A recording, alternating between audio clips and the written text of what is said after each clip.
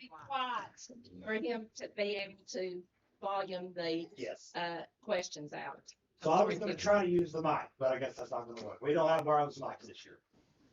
I want to welcome everybody to the Republican Primary Forum. Thank you everyone for coming, and we hope to have a very informative evening. I posted the rules a few times on Facebook, but just a quick little run through. We're going to do two different forums tonight. One will be the sheriff, one will be the commissioner. They'll have a 90-minute time limit. We're going to rotate through. Each candidate will answer the same question. The candidates will answer the same question twice. There'll be two candidates per question, and we'll rotate through. I've got the question for sheriff up here. They'll be going first. And boy, that's a long question. See now why I'm only doing two questions per, one question per candidate. We'll be here all night if I don't do that. I had a gut feeling it would be that way. So yeah, just ask everybody to please be courteous as we go through this tonight, and we hope that this will help you guys when you go to the polls next Thursday. That's when early voting begins. So don't forget that. And at this moment in time, I'm looking around the room. I think everybody's here. So sheriff candidates, come on down. You got 6 chairs, and I'm not making you pick numbers or straws. So be cordial. Now I will ask. Everyone will get a chance to do an opening and a closing statement. And you guys know I'm struggling a little bit to make my voice heard, so you guys got to make sure you project well for everybody here. So you'll each get 2 minutes. I'll time you right here at the table, and I'll have to cut you off if you go over your 2-minute limit on your opening and closing statement. So Caleb, we'll start with you. 2 minutes. You can stand up if you want to. That's fine. That's your choice, my friend. Good evening, everybody. My name's Caleb Stiles, and for those that don't know me, I work just right across the hill. I'm the chief police for the town of Andrews. I've been there for going on 3 years now. And prior to that, I worked for Cherokee County Sheriff's Office for several years, and I worked in almost every department of that office. I tried to learn it from the floor up. And so formally, I guess you could say that my career began a little over 10 years ago, but it started way before that. It started when I was probably, I'd say 7 or 8 years old. I was standing in the hallway of Andrews Elementary School, and I seen a Cherokee County Sheriff's deputy walk in. And I remember looking at him, looking at his uniform, and I peeked outside his car. I remember thinking that something happens, this is the guy that's going to come help. And I knew that was what I was going to do. So after graduation, in a brief stint in the military, I came back home, and I started my career in law enforcement. So I'll tell you that just so you know that I was wired for service, and I know the world of law enforcement. But more importantly, about 9 years ago, I met my wife, Rosalind. She's over there. Everybody look at her. And she exposed me to Graham County. And I was here for about 10 minutes when I realized that I love this county. And just being up here tonight, asking for the opportunity to serve you all, I appreciate it. Thank you. Cody, your 2 minutes. Go ahead. My name is Cody George. Graduated from Robbinsville High School in 2008. Graduated from Tri-County Community College in 2010. And began my law enforcement career with the Graham County Sheriff's Office in 2011 at the age of 21. I stayed with the Graham County Sheriff's Office until January of 2018. I left the Sheriff's Office, went to Cherokee Indian Police Department for a year in the Snowbird community. Didn't really like that. Left Cherokee, went to Graham County Schools, was school resource officer there from January 2019 till December of 22, when I left Graham County Schools and came back to the Sheriff's Office as a chief deputy. During my law enforcement career, the time I was at Graham County Schools, I obtained an advanced law enforcement certification to criminal justice standards. And during my time with the Graham County Sheriff's Office this last stint, I obtained a North Carolina Sheriff's Center's Advanced Law Enforcement certification. I'm a proud graduate of the North Carolina Sheriff's Association Chief Deputy Leadership Institute, and love Graham County. Want to see Graham County Sheriff's Office be successful. I stayed there until October 14th of 25 and tendered my resignation. Thank you, Cody. Leon Allen. Thank you. My name's Leon Allen. everybody probably does know me. I've been a lifelong servant to the citizens of Graham County. I've been serving since the age of 16. I started in the fire department, rescue squad as a junior member. As soon as I turned 18-year-old, I was a paramedic with Graham County EMS. 2006, I went to work also while serving the citizens of this county with Bryce City Police Department. I've been a sworn officer with them since 2006. I am currently at a part-time status with them. I've been loyal and dedicated to the citizens of this county. Never have left, never have wavered, lifelong resident. I'm a servant, not a politician. And that's what I want to do, is to continue to serve you, the citizens.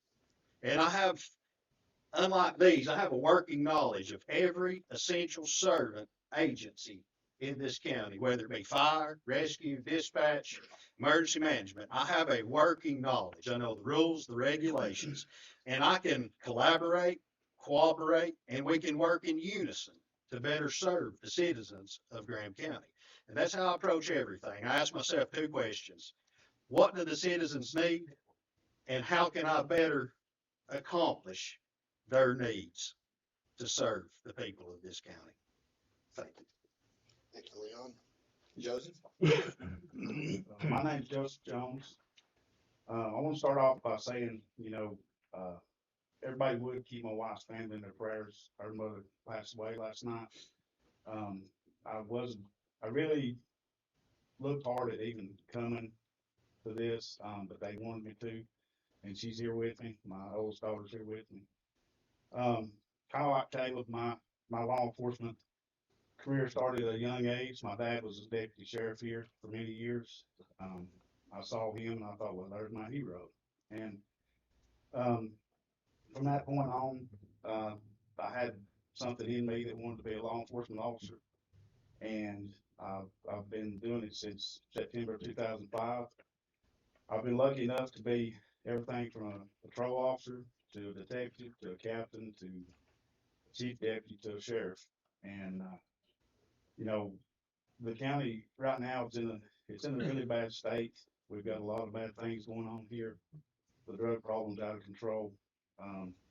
It's just it's a mess. And I just ask everybody for their prayers and their thoughts for my wife's family. And I appreciate everybody being there. Thank you. Thank you, Joseph. Mitch? Hey, I'm Mitch Millsap. I want to first off tell everybody that I have never been employed as a law enforcement officer, but I have worked alongside with the U.S. Forest Service in many cases. I have solved cases that their officers could not because I get to know the people of the county and the people that come in and camp on this district. I learned a lot of the drug drop-offs and pickups. I know the people personally for all of my life that traffic the drugs, and I know I've seen several places where they would drop them, and then whenever we figure them out, catch them 3 times, and then they would move their location and we'd find them again. And I've sat right here through meetings of the drug addicts breaking into houses, and they'd tell the sheriff's department would tell people that there's nothing we can do if they come and break in your house, up until the 3rd time. So then if they break in your house 3rd time, we can arrest them. I had one to come to our house and kick the back door. He trying to break in on my wife, and I called him. And when the deputies got there, they laughed and they tell him to go home. And I want to make a difference in this county. I want to stop the drug flow the best that I can. And I want everybody to be able to be safe in their house, be able to protect their family and their belongings, and not just see it have to go down the street because some addict picks it up. That's all I think. Thank you. And last but not least, Terry. Good evening. I want to start off first by thanking my wife and my family and my friends, my kids, Austin, Alyssa, Cage, and Xander, and most of all, my Lord and Savior, Jesus Christ. My family members and my God were the first people that I asked before I entertained running for sheriff. I served 25 years of service in the U.S. Coast Guard, serving both as enlisted and a commissioned officer in law enforcement and search and rescue.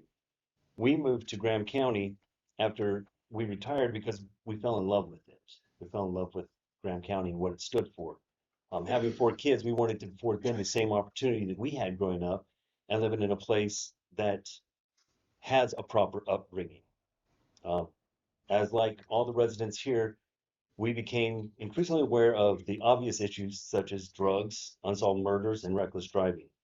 As time went on, the issues kept coming up and they just kept weighing on my heart. I prayed and prayed about it.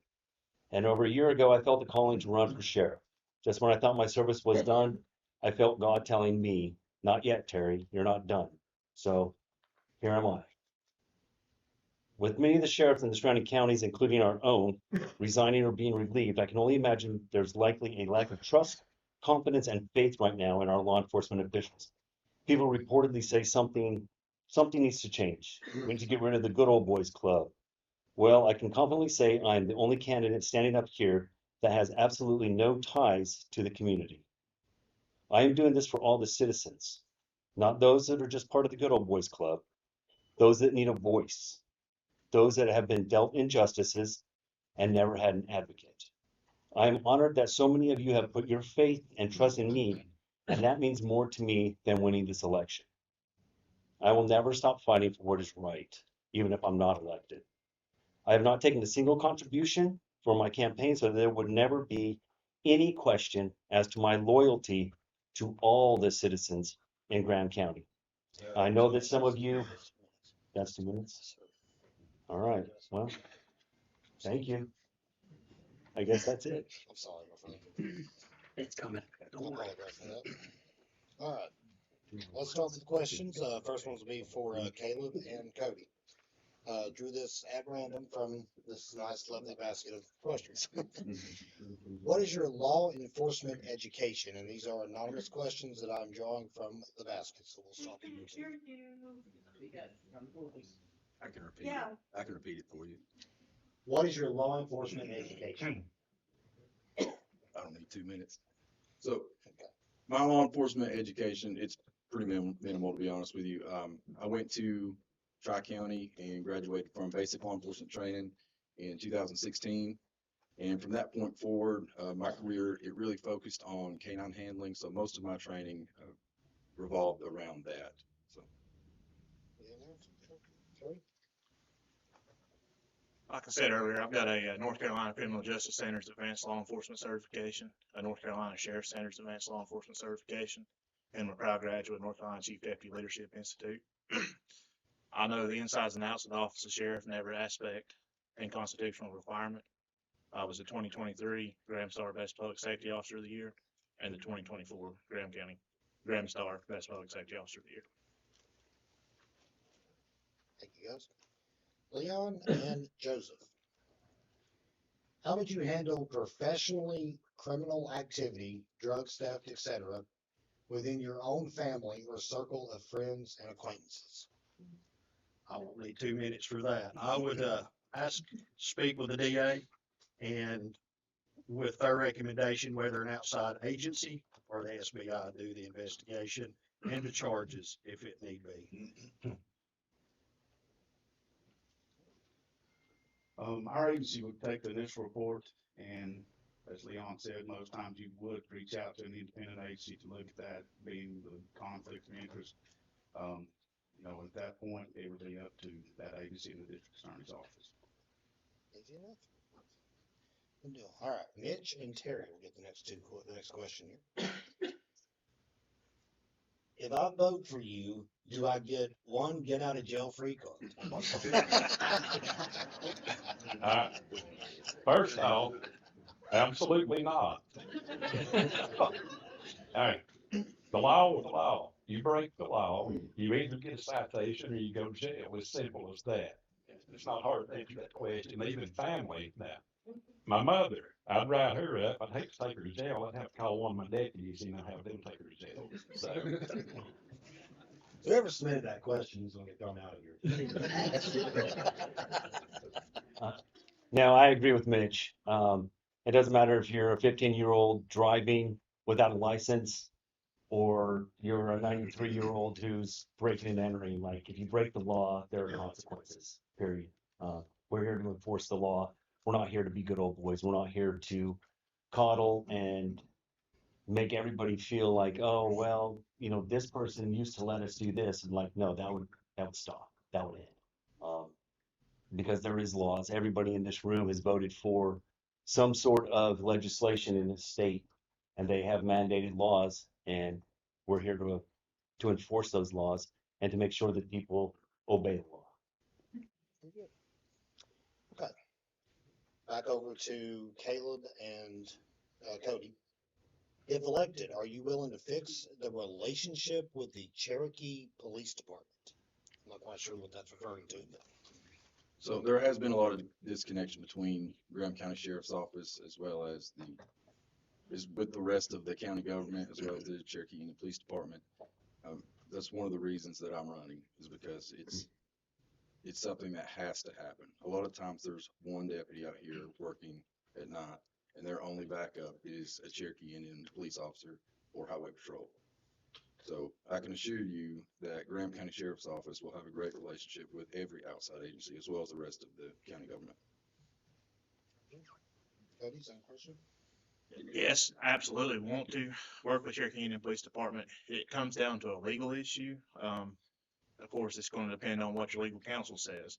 The issue is the mutual aid statute does not include Cherokee Indian Police Department in the mutual aid statute. So legal counsel in the past has said if our officers go out there, there's a liability issue, and we do not want to get our officers in trouble if there's a liability issue. So we would absolutely do everything possible as long as the law allowed it. Make sure our deputies were good to go. Back to Leon and Joseph, and I will mix this up here in a minute. I'm just trying to get into a rhythm here first. What has driven you to make the decision to run for public office? Leon first. I've decided to run to restore morals and values to the office. I think that morals and values, and the sheriff needs to have character. He needs to have faith. He needs to know where the help comes from. And once you restore morals and values to the office of sheriff, then you can restore the trust of the people. Until there's morals and values back in that office, there's going to be no trust of the citizens. And to be transparent. Transparency is key to earning that trust. I've been totally transparent. Everybody in this room knows everything about me. I've grown up since the age of 16 in the public eye. And not only that, the Lord had blessed me through running this campaign that I was able to share my entire testimony on social media. And I pray that it's been a help to somebody. But I have hid nothing. I've prayed that nothing be hid from you, because nothing's hid from God and nothing be hid from any of you. And that's why I'm running, to restore the morals and the values of the sheriff's office so that we can have safety and our kids grow up like we did. Those that are my age and younger. Remember what this county was like. Thank you. Same question. The biggest thing that caused me to decide to run this time was just being out and about and talking to people and talking about some of the ways that a lot of people have been treated by the administration that's in there now. There's people that would come up to you and say, hey, I was on my own property defending my life or my home, and they arrested me for doing that. So, there's issues like that, and I was not going to run this time, but a lot of people just kept calling and coming by and talking to me, talking to my wife, talking to my kids, my mom, everybody, and, a lot of people just needed something that would help the people of the county. And, that's why I'm running, is to do everything I can to help the people of the county, people that like me, don't like me, it's just all the same. That's pretty much it, and that's my reason. This next question, the paper is kind of torn, but I think I've got the gist of it. Oftentimes the public may seek relief and is deferred to the magistrate office, but they have no idea how to present their case. Mitch, Terry, how would you remedy that issue? Mitch first. All right, first off, I took what information that I could from them, and just like the other day, we had to, and we went before the magistrate and took one of the deputies with us, and he was able to give good legal advice, and she was too, and we sat together and worked through it, and came up with the best scenario that we could on it. Terry, same question. Yeah, no, again, I agree with Mitch. You gotta be able to work with the magistrates, and I like to think that I already have a good working relationship with all the magistrates. With Miss Tammy, if I ever have any questions or anything like that, I can contact them. I also have resources outside of the county that I'm able to contact to say, hey, here's what I got going on, how would you go about doing it? So it's not just keeping it closed knit inside the fishbowl, but it's also working outside to get outside input and influences and views to help the citizens of Grand County, not to keep it, like I said in my opening, the good old boys club, because that has to go. Okay. Let's change up the order a little bit. We're gonna go with Cody and Joseph on this next one. Cody, you first. How do you plan to maintain and improve relations within the community? One of my key campaign point is community first policing. I want our deputies to be involved with our community. I myself, I volunteer coach with Little League. I'm an assistant JV football coach. I help with their varsity football team. I help with their varsity baseball team. I want our guys to be involved in the community and be a part of the community, on and off duty. I put a lot of time into our community outside of work. I'm a vice president of the Little League softball, the Blue Ridge Mountain Little League from Cherokee County and Graham County. I serve as vice president in that, and I try to put a lot of time into our youth and be a public servant on and off duty. Joseph, same question for you. One thing that I've talked about doing is starting a sheriff's office advisory board and having one person from each voter block or voter district, West Ward, East Ward, Pocus, Decoy, and also Town of Robbinsville and Snowbird. You have one representative that comes and meets with the sheriff and officers one time a month. We take criticism, we take, good attaboys. Doing that and having our officers being out here in the public, stopping and talking to people, going out and eating at restaurants, just being a part of everyday public life. Not just going by one place when you're running for office, but you go by there after you're elected and you see people, you talk to people, you get a feel for what the communities need, what they want. You have to stay involved, you have to stay out and talk to people, not just during election time. You can't just go by and visit and then when you're elected, you just stop. You have to be involved and put yourself out there and talk to people every day. Okay. Then you mix it up, Caleb and Leon. Oof, that's the doozy. Okay. County government is funded largely by property taxes collected by Graham County property owners. Do you own property, not just personal property such as vehicles, but actual real property? This question is relevant because it is often requested that the county should just increase taxes to gain revenue, but this could place undue hardship on property owners. Caleb, you first. Yes, we do own property down on East Buffalo Road. And I'm just like everybody else. I don't want my taxes to go up. I understand that Graham County is very unique as far as having budget limitations. But one of the things I've done for the town of Andrews is I was able to decrease their budget by around $200,000. Not by choice, but it happened. And we were able to do more with less than whenever I started. So I think it all goes into being responsible with your spending and using what you have, with common sense. Thank you. Leon. Yes, I own property on East Buffalo, also on Hill Road. And I don't like having to pay high taxes either. The reevaluation really raised our property taxes. And I do understand a lot of people, especially people on fixed incomes, this does cause hardship to those. And I also understand that we do have budget restraint. We have a low tax base in Graham County because so much of the Forest Service land.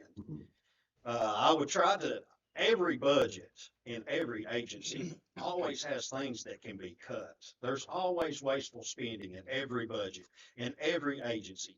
And you can also move monies around to help take care of certain things. And it's not a fix-all, but grants. There's lots of grants. Now, you're not guaranteed to receive these grants or be awarded these grants, and some of them last a year, some of them last 5 years. There's no way of knowing if you're going to get it. But with the grant funding, that eases the burden on the taxpayers because that allows the county to fix their budget. And then hopefully we can keep those positions because you can get officer positions, you can get equipment, you can get grants potentially to pay for overtime. There's lots of things, and I would use every resource that I possibly could to ease the burden of the taxpayers as sheriff. All right. Mitch and Terry, I didn't get mixed in quite well enough there, I don't guess. What is your stance on Jesus Christ? It's a question that was being done. My stance on Jesus Christ.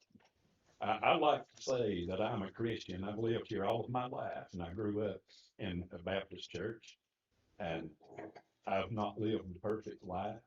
Of course, I fail every day, just like everybody else does, but God forgives me, and I go on, I try to do best for the next day. But also, you have to kind of divide it up a little bit. I believe in the separation of church and state. We must, we must have the Lord in our lives to go on and someday to have a better home to go to. But then too, we have to kind of look toward when somebody breaks the law. We need to pray for them, but we also need to make them pay the price of what they need to pay for what they have done. Yeah, and try to get them the help. It'd be good to lead them to the Lord. But every time when somebody gets arrested, first thing when they go through the door of the jail, they find the Lord. And when they get back out, they're usually right back in what they got them in there to start with. But I thank the Lord that I can, and hopefully I can be a help to somebody. And that's one reason I'm running for sheriff, is to be a help to the people of this county.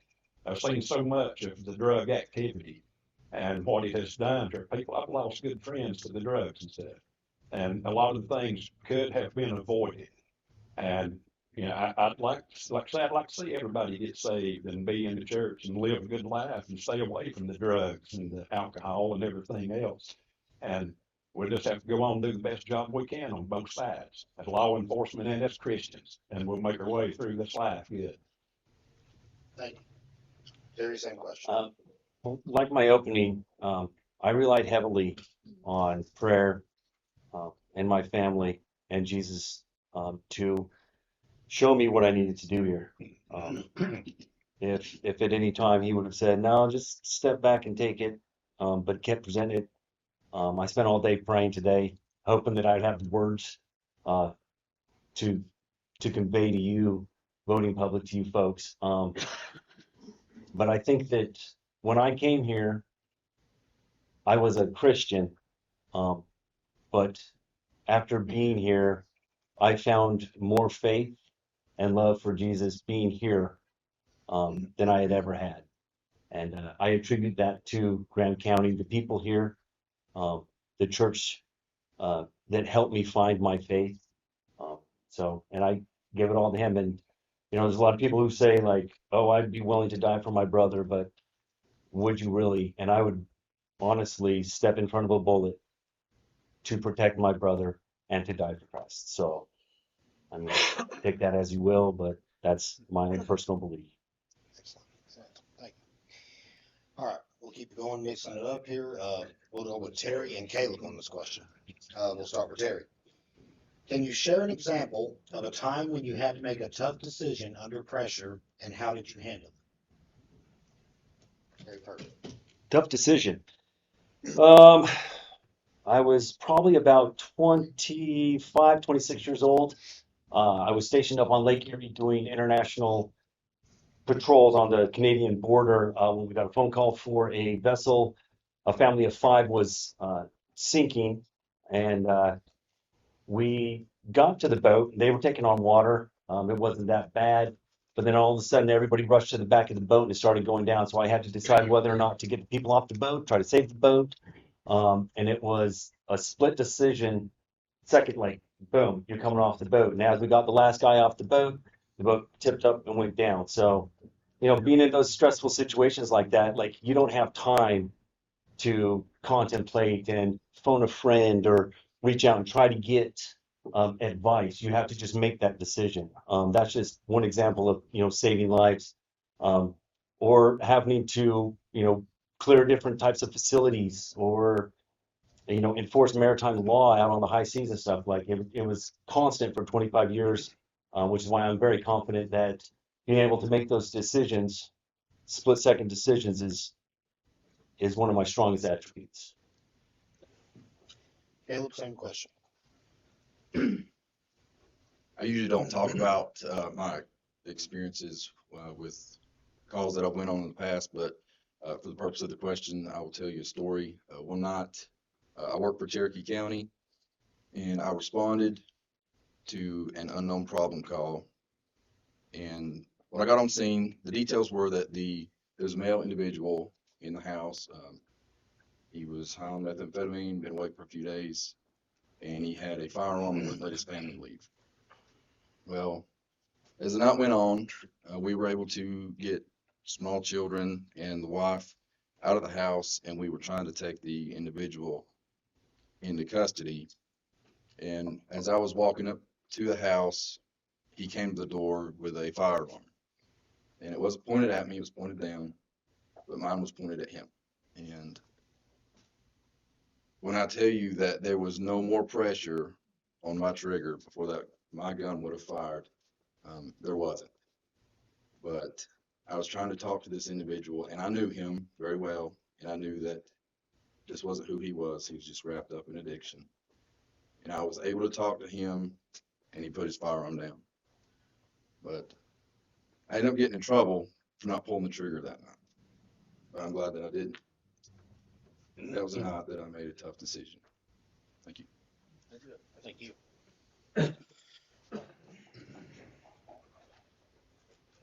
Cody and Mitch. Noticed a lot more illegal immigrants are getting charged criminally in Graham County. Do you support ICE deportations for criminal illegals? Cody first. Yes, for criminal illegals. We've seen issues over and over and over in California with illegals with a violent history. If it's a violent history, illegal, then absolutely. Thank you. Mitch. Yes, I do support ICE and the removal of illegals. And that's where a lot of our fentanyl and everything comes in through. And I myself have made a call to ICE and had one house raided 2 times and had maybe 8 people deported. And so I'm 100% for it. Leon and Joseph, but we'll start with Joseph this time. What can you do to prevent panhandling in Graham County? One thing you can do is, of course, panhandling goes along with other issues that we have going around, loitering, trespassing, all this, same things, hand in hand. You need to enforce the laws that you have on the books. You have to enforce those laws. You can't just say, okay, you need to leave, you need to run them off. You can't just do that over and over and over. You have to enforce the laws. And when it comes to the panhandling side, you have to, once again, you have to go by the written laws that you have in place. You can't make up things just to, fit a situation. You enforce the laws you have on the books, you go with those, and the problem will take care of itself. It'll get rid of that problem. And yes, a lot of these people have been, you know, taken to court and they've been looked at and they say, okay, they're not mentally competent to stand trial. But you have to do something to put these people where they're not a harm to somebody else. And if that means working with adult service, DSS, the DA's office, to have them put somewhere where if they're a payee for this person, then you have to do everything possible and go with every agency department within the county to try to get them put somewhere and keep people safe. Thank you. Very good. Leon, same question. I agree with Joseph, and everything he said, but I would just like to add to this. Those charges are not always appropriate, and it puts good officers in a hardship because they want to be able to help the business owners when there's people coming into their businesses, and they try to fit charges like disorderly conduct or trespassing. Intoxicating disruptive is one of those, and you know, and to find an appropriate charge, I've been working with a legislator or state legislator to change the law, the intoxicating disruptive to impaired and disruptive, and that would give law enforcement a more appropriate charge to deal with those people who are bothering businesses and, for say, panhandling. We also need to have our city and our county leaders work on better ordinances for panhandling and signage. Thank you. Excuse me. Let's start back down at the end with Caleb and Cody. It is important that a sheriff be familiar with his county and citizens. Do you know where Johnson Gap is? Are you familiar with 1188 Shell Stand and why a deputy may be dispatched there? Caleb first. That's oddly specific. So No, I work around 60 hours a week for the town of Andrews. One of the things, and it is going to be a challenge for me in the beginning, is learning everything about Graham County because I worked for Cherokee County for over 10 years. So if it comes to Cherokee County, I know every road just from getting out, and it'll be the same way here in Graham County. In no time, I'll know everybody and where everything is and where all the problems areas are. Cody, same question. Yes, I'm familiar with Johnson Gap and 1188 Shell Stand Road. So I'm sorry. our detention center, they have a call-in list to our elderly people. Call every day, make sure they're okay, check on, see if they need anything. Well, the lady at 1188 Shell Stand don't answer the phone a whole lot.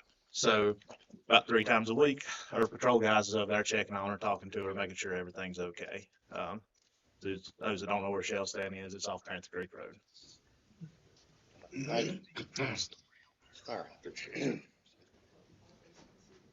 Mitch and Terry, we'll start with Mitch on this one. Before deciding to run for public office, how much time have you invested into the community? Have you volunteered your time or efforts? And what actions have you put forth for the citizens of Graham County? I spent quite a few years with fire and rescue. I'm currently a captain in the Snowbird Fire Department. And I spent 7 years as band booster president working with the kids in the high school.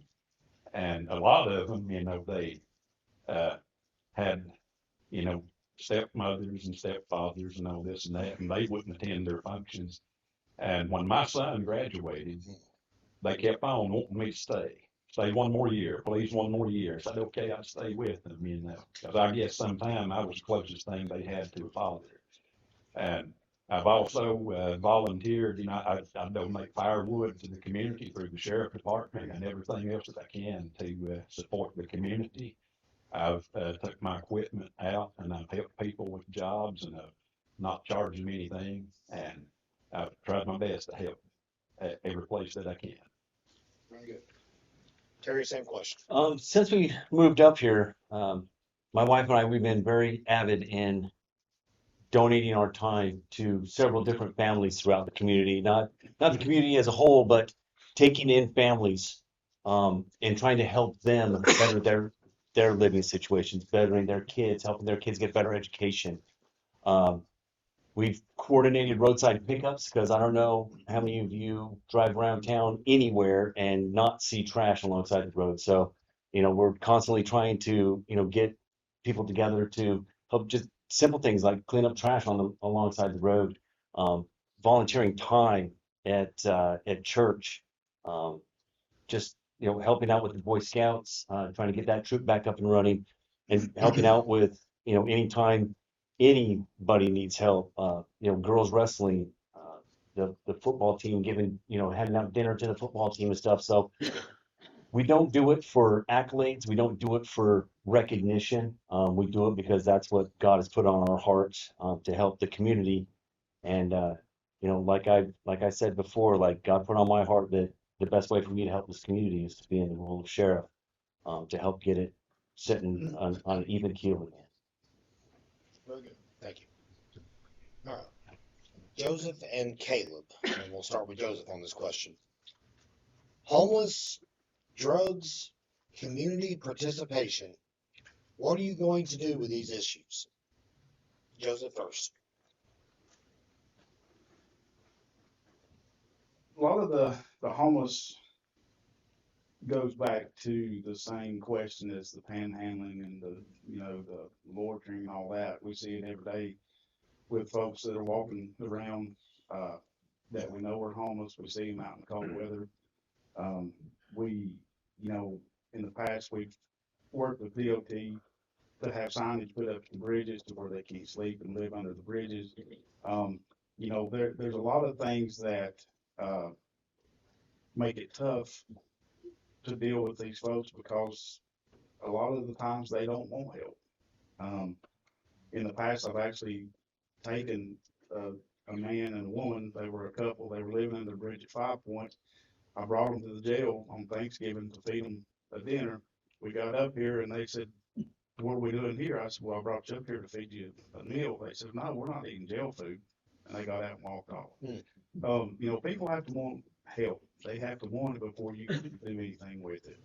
A lot of these people, I'm not going to say they choose to be this way, but it's the way they don't want anything any different, or they would take advantage of situations with DSS and different things. On the drugs, we're going to look at doing different things with the drugs than past. We're going to have narcotics detectives sitting in the office all the time. We're going to change it up. They're going to be on drug diversion patrols. They're going to work drug cases and collaborate with a narcotic supervisor who helps them work a caseload. We're going to work with the Cherokee County Police Department once the MOU signed, because they have resources that nobody else around has. And that's narcotic related, that's surveillance related, that's just anything that you can imagine, they have it. That's 2 minutes. Joseph, I'm sorry. Thank you. Caleb. Folks, everybody's got someone in their family or they know someone that has fallen to addiction and they have to see it day after day. And it hurts. I've got them too. But Joe was actually spot on. Over in Cherokee County, we have the same problems that Graham County has as far as the homeless. And unless that individual takes the steps that they need to get help themselves, then it's not going to work. And anybody that tells you otherwise, it's just not true, because we're trying. As far as the drug problem in Graham County, what I have found that works best is, first off, you'll never get rid of it. It's not going to happen, but it can be managed much better than it is right now.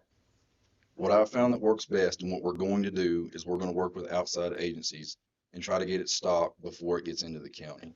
Because I'm telling you, once somebody drives down to Gainesville or Rome, Georgia, or Asheville, picks up drugs and brings them back here, in 30 minutes, they're gone. It's a waste. So they need to be stopped before they get into the county. Thank you. Excuse me. Leon and Mitch. Have you ever been fired or asked to leave any law enforcement agencies?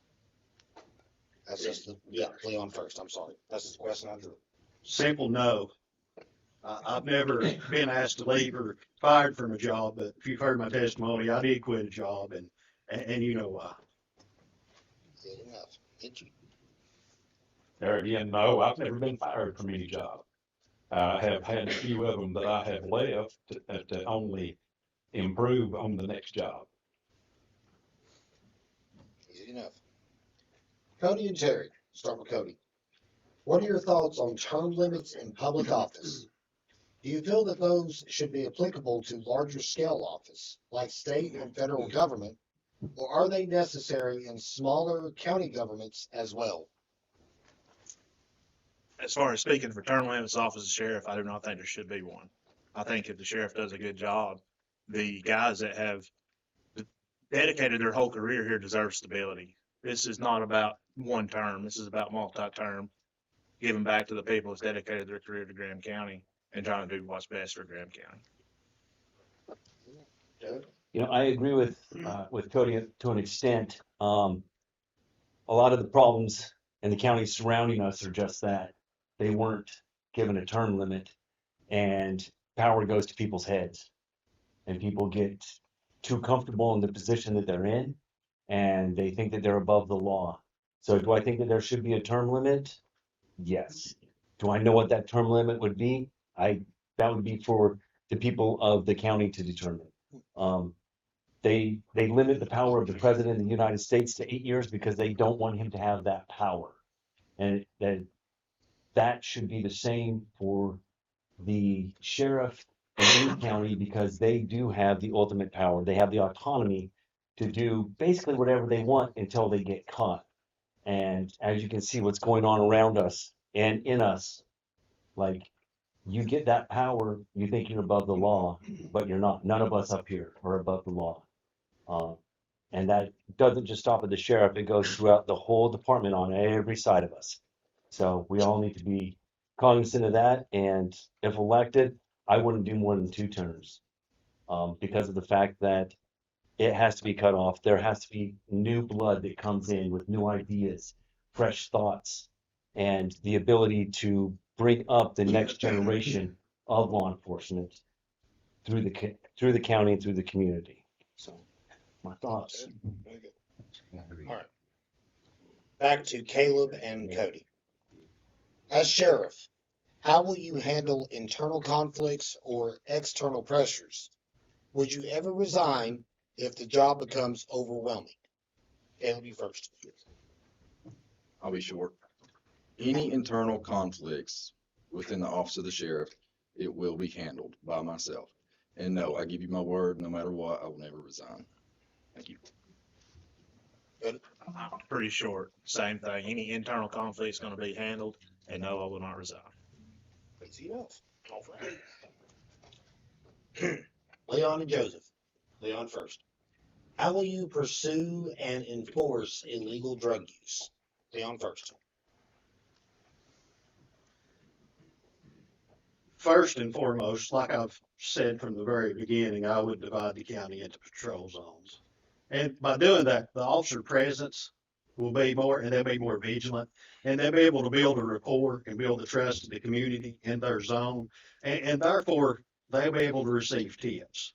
And each tip that they receive, each tip will be investigated. We will have trained narcotics officers who will be out. They will utilize every resource, canine for drug detection. They're used as a tool for probable cause. We will use every resource and every available avenue that we can to attack the drug problem. And I would like to see it attacked from all angles, not just from the prosecution, but once we get them in the jail. I've been talking and I've found a rehab program that's for a jail that's been very successful, that is totally funded by Dogwood Trust through a grant. And it's been very successful in Cherokee County through their jail. And by us combating the drug problem, not just taking it off the streets, and successful prosecution and putting them in jail and working with other agencies like Caleb said to stop them from coming in, but also stop the repeat offenders. If we can get them off drugs, then that's going to lessen the taxpayer burden also, but we're not having to house them in jail anymore. So I want to combat the drug problem as a whole. I know that's big, but it is doable. Jackson County's done it, Haywood County's done it, and Cherokee County's done it. Thank you. Thank you. Joseph? Per the question, drug users is a totally different aspect than the people that bring the drugs into our county. Your drug users, you have to do everything you can through faith-based programs, celebrate recovery, your jail ministry, you have to try to expand on all those. Bring all the education and rehabilitation services in that you can possibly get.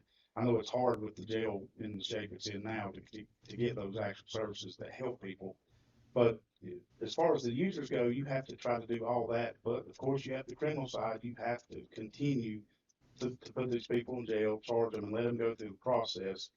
Um, I know there's not a whole lot of faith in the justice system because people come in, they get a slap on the wrist, they're out an hour, and they get caught doing the same thing. But as far as the user go, that's pretty much you have to do all those things. You can't just arrest them and throw them in jail. You can't arrest your way out of an addiction problem. With the other aspect, as far as people bringing the drugs into our county, you have to get out here and you have to hit the ground running and you have to stop it. And most of the time, you're not going to stop it before it comes in here. 90% of the time, you're not going to. But you have to make an effort. You have to work with outside agencies to try to do that. But you have to have people out here running the roads, doing the things they're supposed to do to try and stop it before it's so widespread and people are so addicted, more and more every day. So that's my answer. Thank you. Excuse me.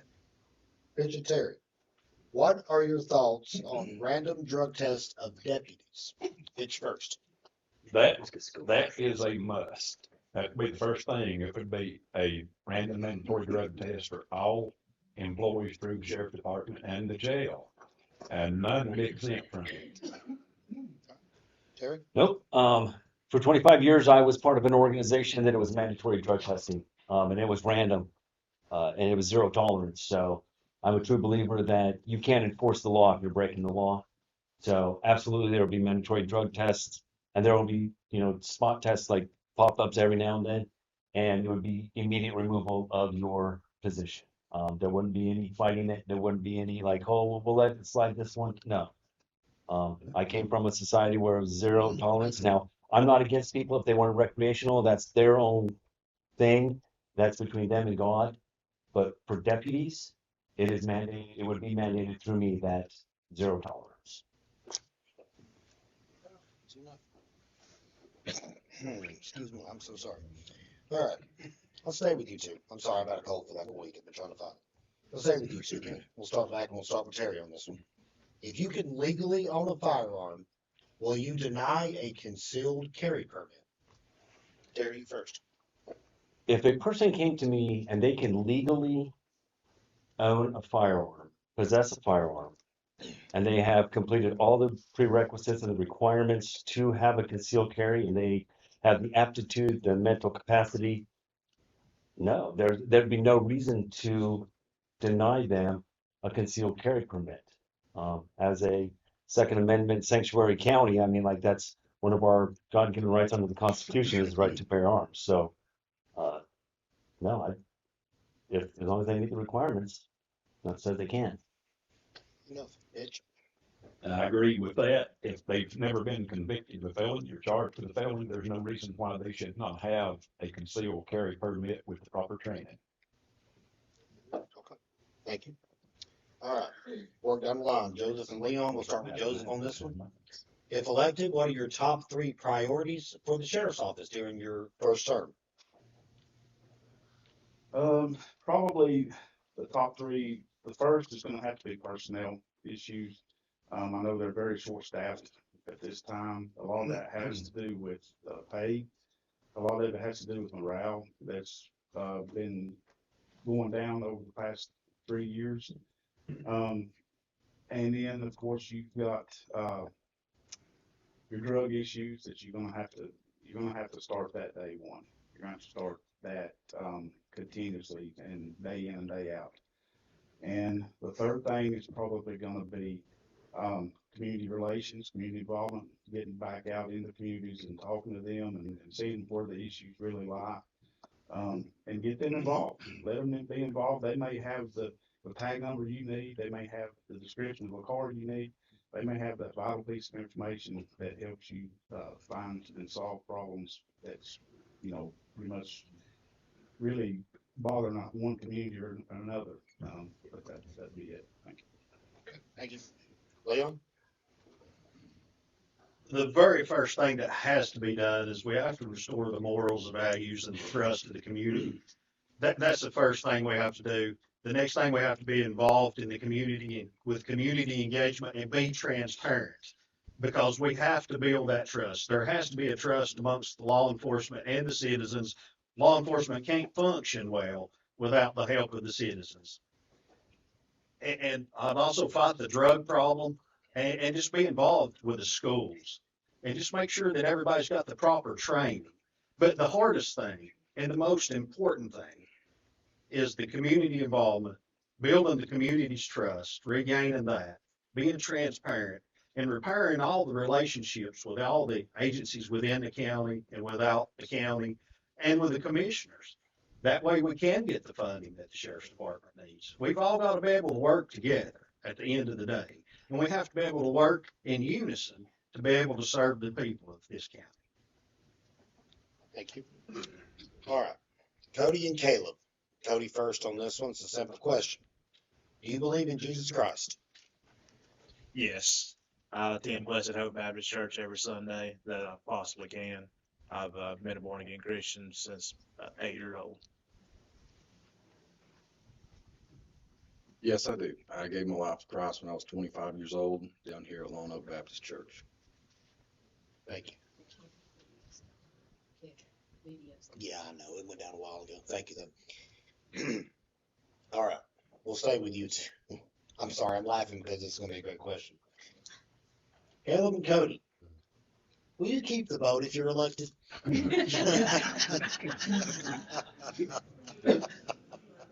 I don't know the legalities at this point as far as getting rid of the vote, but just so everyone knows, I do not see a point in keeping the vote. Has everyone seen it?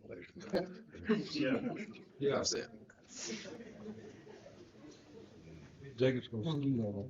So again, I was not involved with the grant. I know it was received on a grant. I'm not sure with the legalities of trading it or selling it. I'm not sure. Do I think there is a need for a vote in Graham County? Yes, I do. Do I think the need for that vote? No. It's Graham County and Swain County project. It's not only Graham County. The grant was for both counties.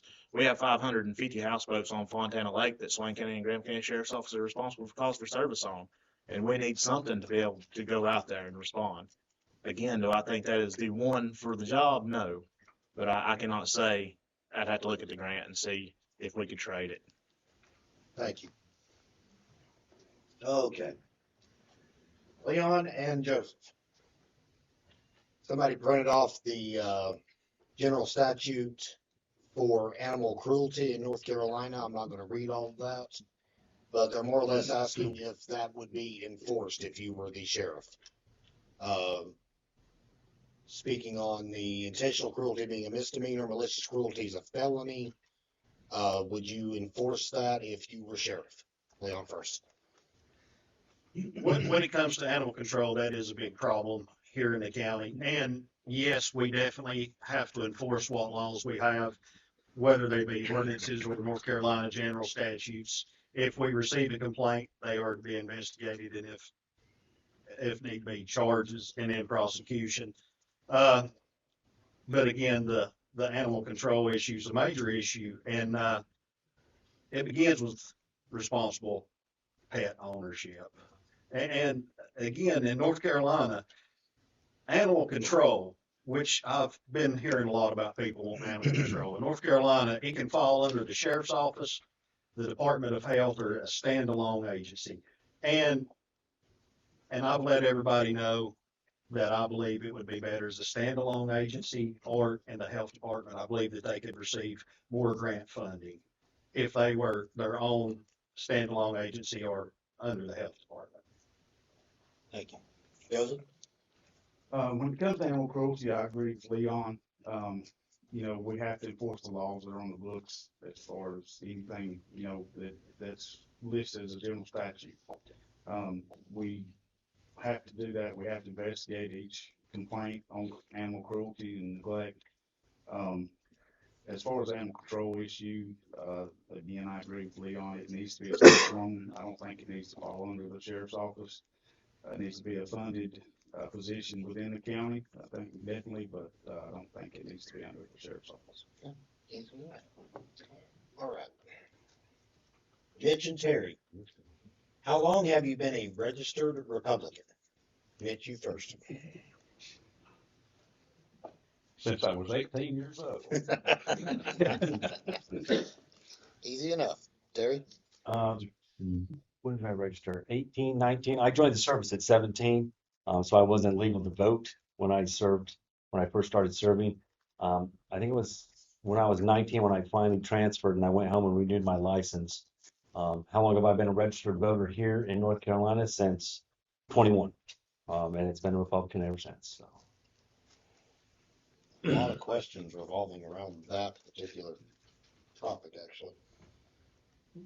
Thanks. Okay. Apologize, I'm trying to filter all that out. Okay. Cody and Joseph, what is your stance on teenage drivers without a license? Cody first. So teenage drivers, we referring to 15-year-olds, 16-year-olds. It just Says depends. teenage. I'm not sure on that one. North Carolina, probably 2020 went to raise the age. So everybody under the age of 18, what is that? Chapter 20 applies to the age of 16. Anybody under the age of 16 would have to be charged through the juvenile court system. If they were 16 to 18, they could be wrote for driving without a license. It's officer discretion. Any traffic offense is discretion. Is it reckless driving involved? You know, is there more to the circumstances? I'm not going to say that I don't stand for writing them, but I'm not going to say I stand for writing them every time. It depends on the circumstances. It's officer discretion. It's revolved around discretion. Everything traffic enforcement is discretion. Joseph? I believe it is officer discretion, especially when it's a teen driver. You don't want to ruin somebody's life over a traffic violation. But, you know, if it involves somebody being injured or killed or hurt or damaged property, you really don't have a choice in that. But again, like he said, it is officer discretion. So if an officer chooses to do so, they will. But, you know, unless it's something that's injury or damaged property, I think, you know, you need to just give them another chance. This question was posed earlier, similarly worded, but I'll ask it now to Caleb and Terry. How do you plan on enforcing the law if a family member is a known violator of the law? Caleb first. So this is something I've actually dealt with personally. I had an uncle, not speaking ill because he's no longer with us, but I knew that whenever I become a police officer, I was probably going to have to deal with him. And honestly, I dreaded it. But at the same time, the way I look at it is they're the ones that put me in that position. So, and unfortunately, it was one of the very first calls I got was on my uncle. And I dealt with it the way I was supposed to. And it did cause problems. But at the end of the day, he knew what I was.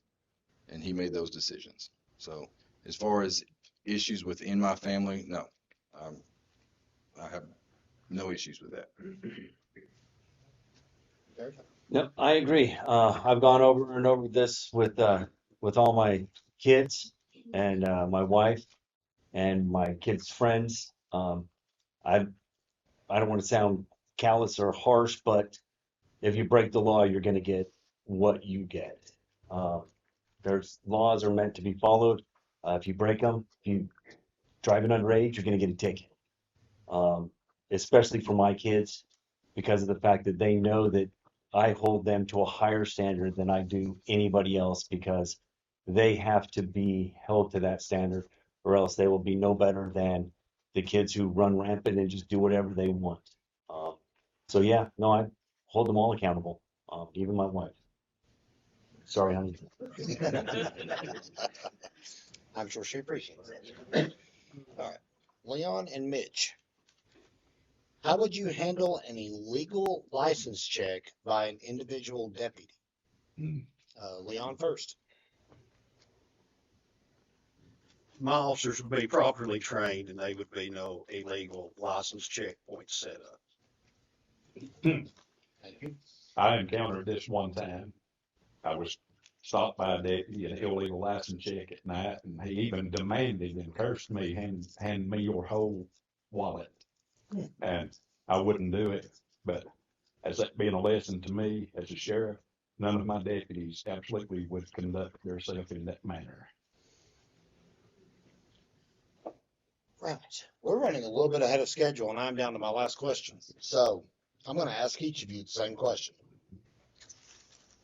How many employees have been under your direct supervision? We'll start with Caleb. Currently, right now at Andrews Police Department, we have 6 employees under my supervision. But I'm looking forward to having more. Cody? While serving as a chief deputy, probably 2 years ago, when the Graham County Sheriff's Office was fully staffed, we was around 39 full-time employees. Okay. Out of my 14-year career, 11 years of that's been in some supervision role. I directly supervise 4 people under me at my current job. Joseph? I've supervised up to at least 35 or more when I was elected as sheriff here. At the current time with Cherokee and Police Department, I am not a supervisor and I'm thankful for it. You good and bad to it, my friend. All right. In construction work back in 2003, for a few years, I had 6 people that worked under me. And they all enjoyed working for me and we got along really well. And every job that we had, we finished ahead of time and in the budget. I guess for me, it depends on where I was in my career. It could have been a small 4-man team traveling overseas, or it could have been a 26-man small boat station running search and rescue and law enforcement, upwards of a 40-man deployable tactical law enforcement team. So anywhere from a 4-man team going in country to a 40-man division that could go anywhere in the world. So a little bit. Very good. All right. Now, again, we're about 20 minutes ahead of what I had budgeted for this, so let's go ahead and go into the closing statements. We'll start with Terry since we opened with Caleb. That's all right. And Terry, again, it'll be 2 minutes for each candidate, and if I have to cut you off, I apologize. I read this earlier. I'm going to probably need 2 minutes and 18 seconds. Okay, well. All right. You all heard it. You know what? Fair enough. All right. As you've seen tonight, I'm completely transparent and will never shy away from the hard questions or uncomfortable truth. Many of the other candidates speak of being fiscally responsible and exuding integrity. I personally, and so should you, have a problem with these statements since they are not full truths. They are punchlines to gain a political advantage. I have with me the candidate of sheriff's disclosure report for all the candidates. For those of you who do not know what it is, it's a state mandated form that all persons seeking election of any type must submit by law if they spend over $1,000 on their campaign. I will not go into the boring details of the report, but there seems to be some information that has not been reported. Items such as yard signs, advertisements, personal contributions, or my favorite, lack of every candidate, except for Mr. Allen and myself, report being charged to have an ad run in the Graham Star. So Kevin, I'm wondering whether those other candidates who you willingly ran stories advertisements for will be getting their bill. If you are not going to charge them, like you told me that you were, then I only think it is fair that you refund my and Mr. Allen's advertising charges. Unless the candidates fail to report these charges on their disclosure report, which shows their lack of attention to detail and fiscal responsibility. The fact that several candidates omitted expenditures and contributions is clear indication that the little things can be overlooked by these candidates. That is not demonstrating integrity or being fiscally responsible.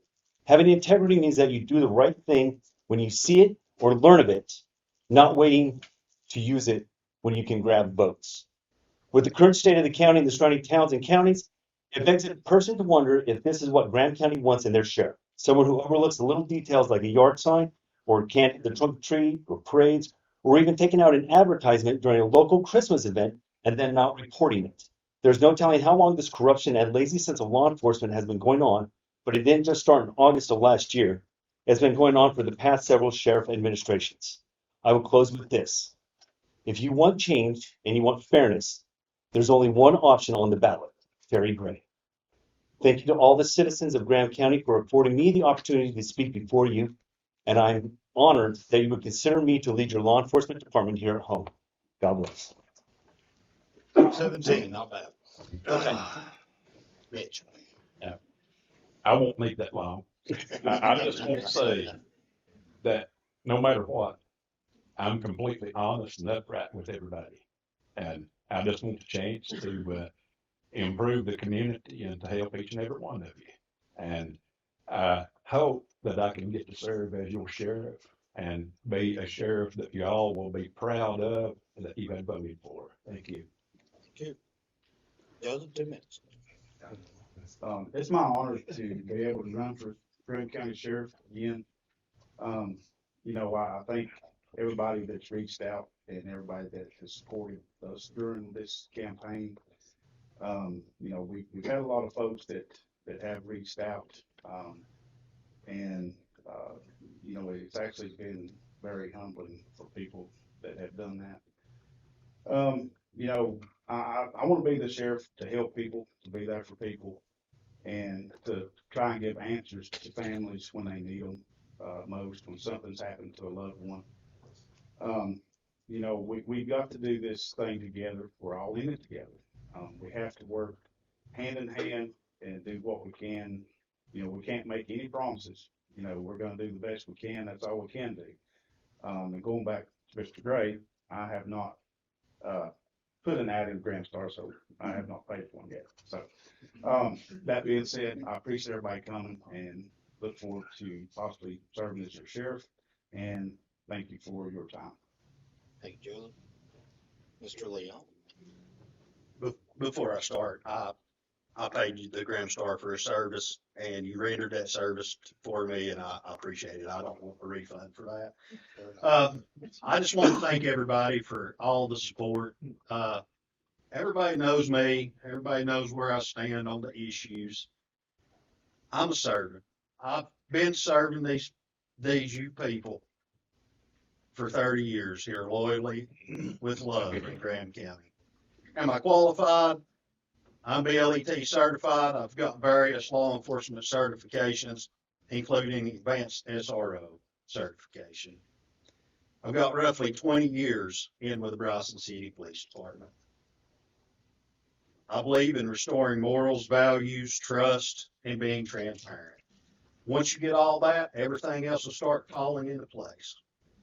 Yes, I believe in God, and I have a very strong faith for that, because I know where I'd be without him. This breath that I have is a gift from God.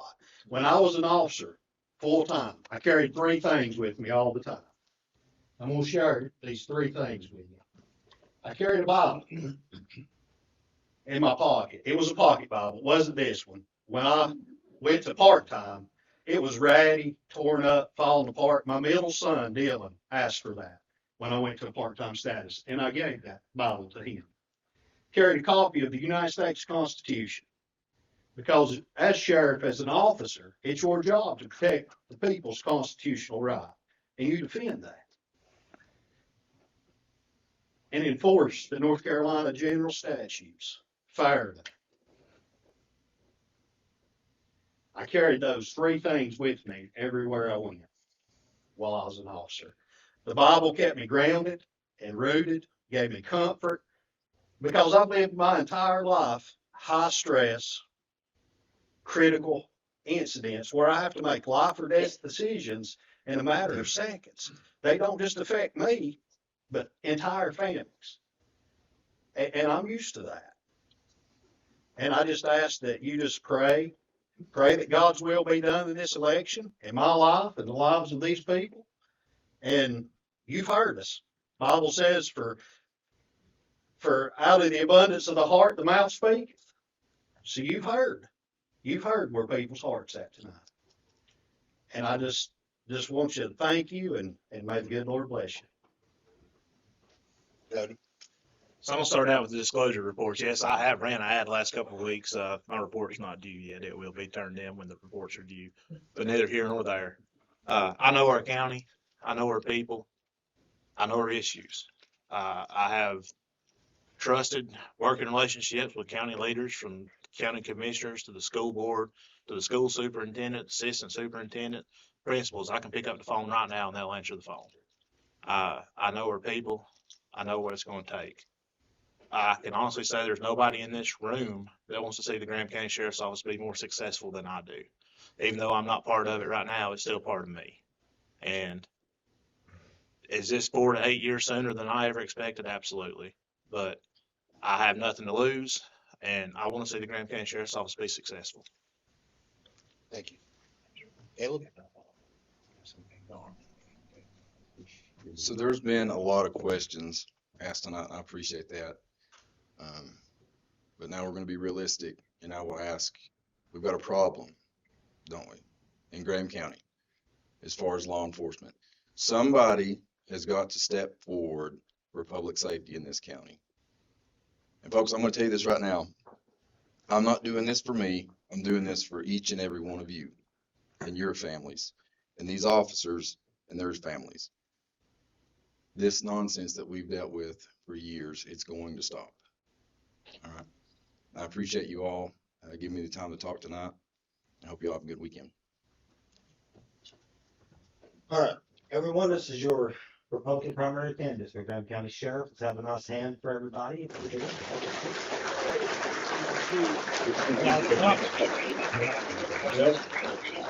We will take a 10 to 15-minute break, and then we'll start with the commissioner report. So thank you guys very much. I'm Carolyn Stewart. I'm married to Buster Stewart, and I have 2 grown children, my son Jared Stewart, and my daughter Julia is the mother of my 2 grandsons, Stuart Carver and Zell Carver. I have, been in county government for about 30 years. I've been a department head, and if elected, I will do the very best that I can, for the people of Graham County. And I would appreciate your considering me. So I'll do the very best I can. Thank you, Carolyn. Jack? My name is Jacob Nelms, born and raised in Robbinsville. Graduated from Robbinsville High School in 2000. Graduated from Western Carolina in 2004 and started my career in serving this community, and I have done so for the last 21 or so years. I've been a commissioner since 2014 to present. I've always served the very best that I could. Got 2 beautiful kids, Elle and Eli. They keep me busy, both involved in sports and everything else. I think we've done some tremendous things in Graham County over the last few years, and if you re-elect me, then I'll continue to work for you and try to do the same. Thank you, Jack. Thomas? My name's Thomas Blevins. I live on the lower end, been there my whole life. Graduated from Robbinsville. I own several small businesses. I believe the county needs to be run like a business, bring more money in to help the county. And I'm here pretty much to try to represent the lower end. We have been left out quite a bit in the last few years. And I think I could actually do a help with the county. Thank you. Toss? My name is Natasha Williams. I am seeking re-election. I'm a lifelong resident of Graham County, a 2000 graduate of Robbinsville High School. I really feel that our county has done great things the past few years, and we have potential for a lot more growth. And I think we're starting to see things come to fruition. And I would just appreciate your support. Thank you. David?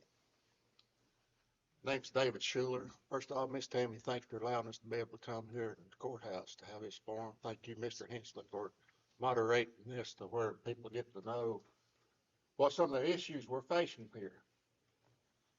I'm a 62-year-old man, been here in this county a little over 8 years. People say, well, you're not a native. No, I'm not a native of Graham County, but I've got folks all over the counties from around here that's buried here. My people originally come out of Shates Cove, which a lot of the Oranges did. So our roots runs deep. I'm a mountain man. I'm a mountain boy. Been here on the mountain all my life. The reason I've come here to run as commissioner is that I've seen issues, especially in the county, that has not been addressed, and we're still going after it. My number one thing I've been after and I've been talking about and I'm looking after is getting this Justice Center built. We have wasted over $425,000 wasted blown because we're going to pick this side, that side. It's got to stop. It's your money. It's my money. That's why I'm up here to see if we can't do something about this here. And I appreciate your time and consideration that we're here. Thank you. Last but not least, Chase. Howdy, y'all. My name's Chase Lancaster. Some of y'all also know me as the Rodeo Man.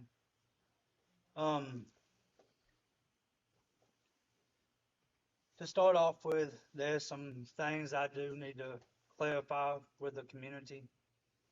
About a month ago, I stood in front of the commissioners and asked questions that people's been wanting to know. I asked them where the money was going, money that was cut from the sheriff's department, all these extra taxes they're increasing. Where's all this money going? All I got was, can you read a budget? Well, yes, I can. And right here, I have 4 years worth of budgets. And there's a lot of it that don't add up. And ever since I spoke with the commissioners at that meeting, I have been called a pawn, I've been called a spokesperson, I've been called a puppet. And there's rumors going around that I was put up to it. Well, I'm here to clarify and bring out the truth in that. Nobody put me up to nothing. I stand on my own 2 feet. I stand up for what I believe in, and I'll stand against what's wrong. Right now, there's a mishandling of money in the county, and it needs to be fixed. But I like each and every one of y'all to know that nobody put me up to going in front of the commissioners and speaking and asking the questions I did. I did that on my own free will because it's time that we know. And that is why I'm running to get to the bottom of this. Thank you. Thank you, Chase. All right. So our first question is going to go to Dell and Brian. Ooh, somebody filled out a whole page for us. No, he needed to do that. And I'm not straying for a while. Okay. Do you as a candidate for commissioner support a tax increase? Why or why not? And we'll start with Dell on this question. Okay, well, one of the many reasons that I decided to run is I am very concerned about 2 things: property taxes and property values. As far as a tax increase, wherever and whenever it's been needed during my years of service to the county, I have reluctantly agreed on tax increases, but they should be done only when it's absolutely necessary. And if we want things here in our county, we're going to have to pay for those things ourselves. The federal government, who owns almost 70% of the property in this county, is not going to help us out. So we have to be creative and we have to be careful with the money that we have, because you never know about cost overruns, budget overruns. So yes, if it's necessary. Absolutely no, if it's not necessary. Thank you, Dale. Okay. I'm in agreement with Dale. If it's necessary, because there's different employees or different departments wanting money to be more, the money's got to come from somewhere. Hopefully that it won't come to that. We can do some budget changing arounds or cuts in certain spots, certain departments. But if necessary, yes. If not, then no. Thank you. All right. Carolyn and Jacob. Start with Carolyn first. If elected as county commissioner, would you be willing to waive your commissioner's salary if needed? Explain why or why not. Carolyn first. Well, yes, if necessary, if it was to be, come to that, down to that, but, I kind of doubt that the salary that would be involved would really be enough to make a big difference, but yes. Jacob, same question. Um, it's not a lot of money, so it's not gonna make that big of a difference, but since you mentioned it, the board has already talked about modifying our salaries and our board pay and everything else, because we expect departments to cut. So we want to follow along suit, and what little bit we do get, we've already talked about cutting quite a bit of that out. So it'll be a board decision, and, we'll see, we'll definitely address it in this budget cycle. Thank you. All right. Looks like I've got a repeat question, but we'll move along to Thomas and Natasha for this one. Do you support a tax increase? Why or why not? No, not really. I think we're taxed enough as it is. I think we need to find a way to find money someplace else other than taking it from the people in the town or in the county. No. Natasha? I do not support a tax increase. I think we need to do everything in our power to cut costs in every way possible. I cannot, will not vote for a tax increase. Thank you. David and Chase, would you be willing to cut county government positions? Are there any current non-essential positions that can be cut? David, you first. A few years back, we had the trash bill come up. And it was a lot, it weighed on everybody in the county. I voiced my opinion on it because what cost increase was gonna be. At the time, they said only about 3 full-time employees. 2022 and 23, I had the figures here of what the sanitation wages were. And that year, it was 284,000 some change. And the next budget year, 24 and 25, $476,000.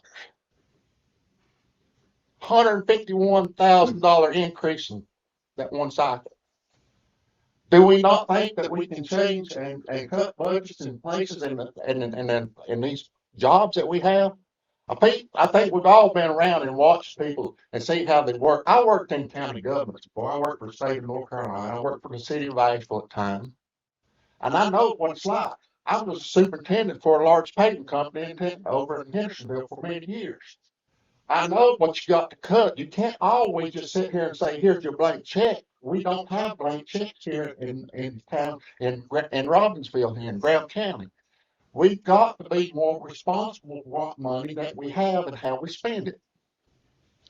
Thank you, David. Chase, same question.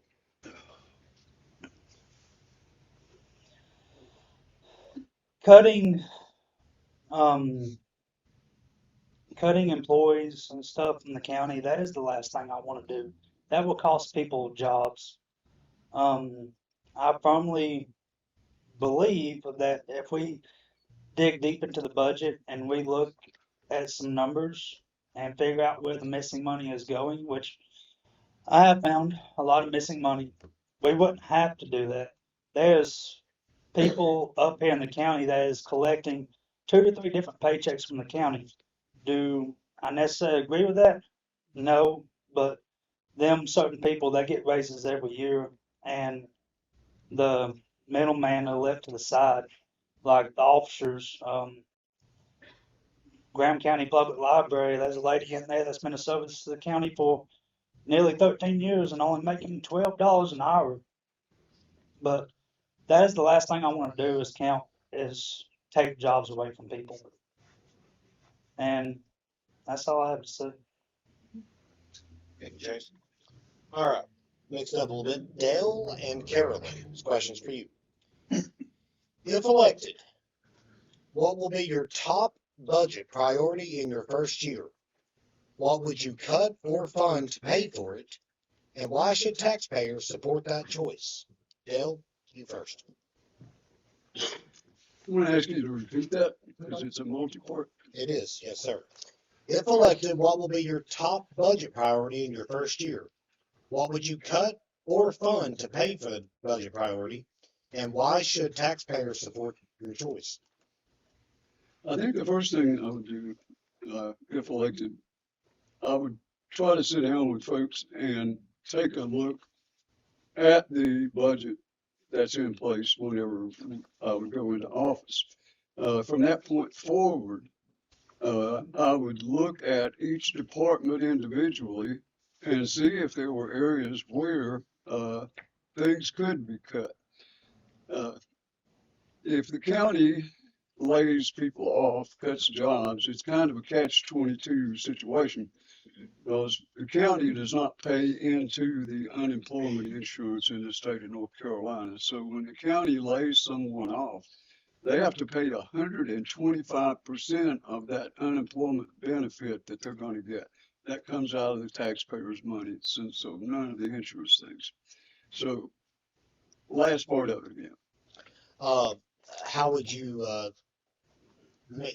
convince the taxpayers that they should support the choice? I think as a commissioner and during my years of doing it, I've always wanted to go out into the community as a group and hold commissioners meetings in communities where you can sit down with people and get closer to them and let them get to know you and have talks about it. And so I think that's what I would want to do. I would want to take situations out into the community and talk to people face to face about what we need to do or what I thought should be done. And hopefully, once they heard me, they would agree to support what I wanted. Thank you. Carolyn, same multi-part question. Well, I think, for the first part depends on what you find when you start looking. And I think just going through when each budget, when it's submitted, they, put them together about March, but it doesn't go into effect until July 1st. It runs the fiscal year that way. So you would take the time to go through each department head and see where the waste is going. And then based on what you find would depend on, the answers to the rest of your questions. But I think looking for waste before you really do anything, because there has to be. It's just a tremendous amount of money. $2 million a month budget for a little place like us. There has to be some waste. All right, Taco and Jacob. What current county spending do you believe is inefficient or unnecessary? And what would you do differently if elected? Taco, you first. I pulled the budgets too. There's some salaries and stuff that are outrageous. Some of them are to be just a county employee. But that's where I would start at and leave the wages alone on the lower people until we could get more money in to boost their and try to retain them. Okay. Thank you. Jacob, same question. Repeat it. What current county spending do you believe is inefficient or unnecessary? And what would you do differently if elected? So one of the departments that I stood behind cutting and really tightening up on our service was sanitation. The thing with county government is when you cut money, you cut service. So all the budget is a priority list for the board. I felt like that we could save a lot of money on sanitation with a couple sites and not be so detrimental in the service loss for the community. So if we're talking about what service that I would cut first, then it would be our green cans and our sanitation sites. We would and there's ways that we can go about doing that with compactors and rotations and stuff, but Man sites doubles your labor. And, with the county employee, it's not just the hourly rate, it's benefits. But that would be what I'm gonna do first. Thank you. All right, Thomas and David. When budgets are tight, what services should be protected at all costs and which are most open to cuts? Thomas, you first.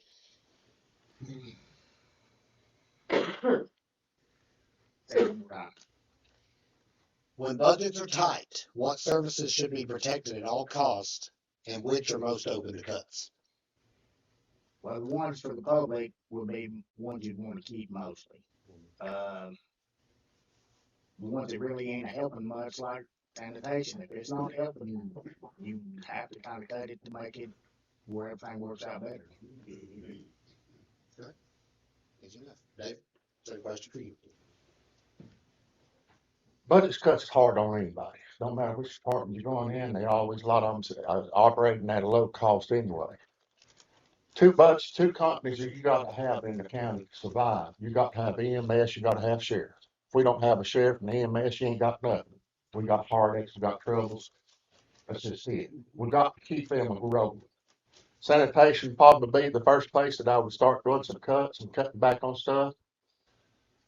As Jacob said here, compactors. Why the county don't go ahead and get compactors, get rid of them big trucks, these front end load dumpsters, throw them away and get a rollback system in here that will save the county money. I even looked at it like on the things. Where's the money we're making off the metal that they're selling? How much cardboard are they selling? All this stuff. They think that's where it could be cut the most. But the two main ones that's got to stay is EMS and Sheriff Department. Thank you. All right. Next question is for Natasha and Chase. Have you ever been convicted of a crime? If so, explain. I have never been charged, convicted, anything. I don't even have a traffic violation. All right. Thank you. Chase, same question for you, my friend. Yes. Everybody knows me from several years ago. I stood up against some corruption in the county, and there was some retaliation done against me, and I have been charged with some crimes.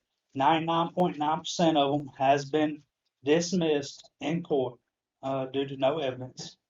I did plead guilty to a misdemeanor of obstruction of justice due to the fact the court kept dragging out, so I took a plea bargain, and I took the plea bargain. And yeah, I did my community service, I did my probation, and now I'm a much better man than what I used to be. I bettered myself. I have full custody of my daughter. I am now currently going through law school. And everything is going really good in my life. And I'm not afraid to say it either. I haven't had a drop of alcohol since March 16th of 2025. And that was due to my personal reasons why I quit drinking. But that's it. I have nothing to hide. Chase? All right.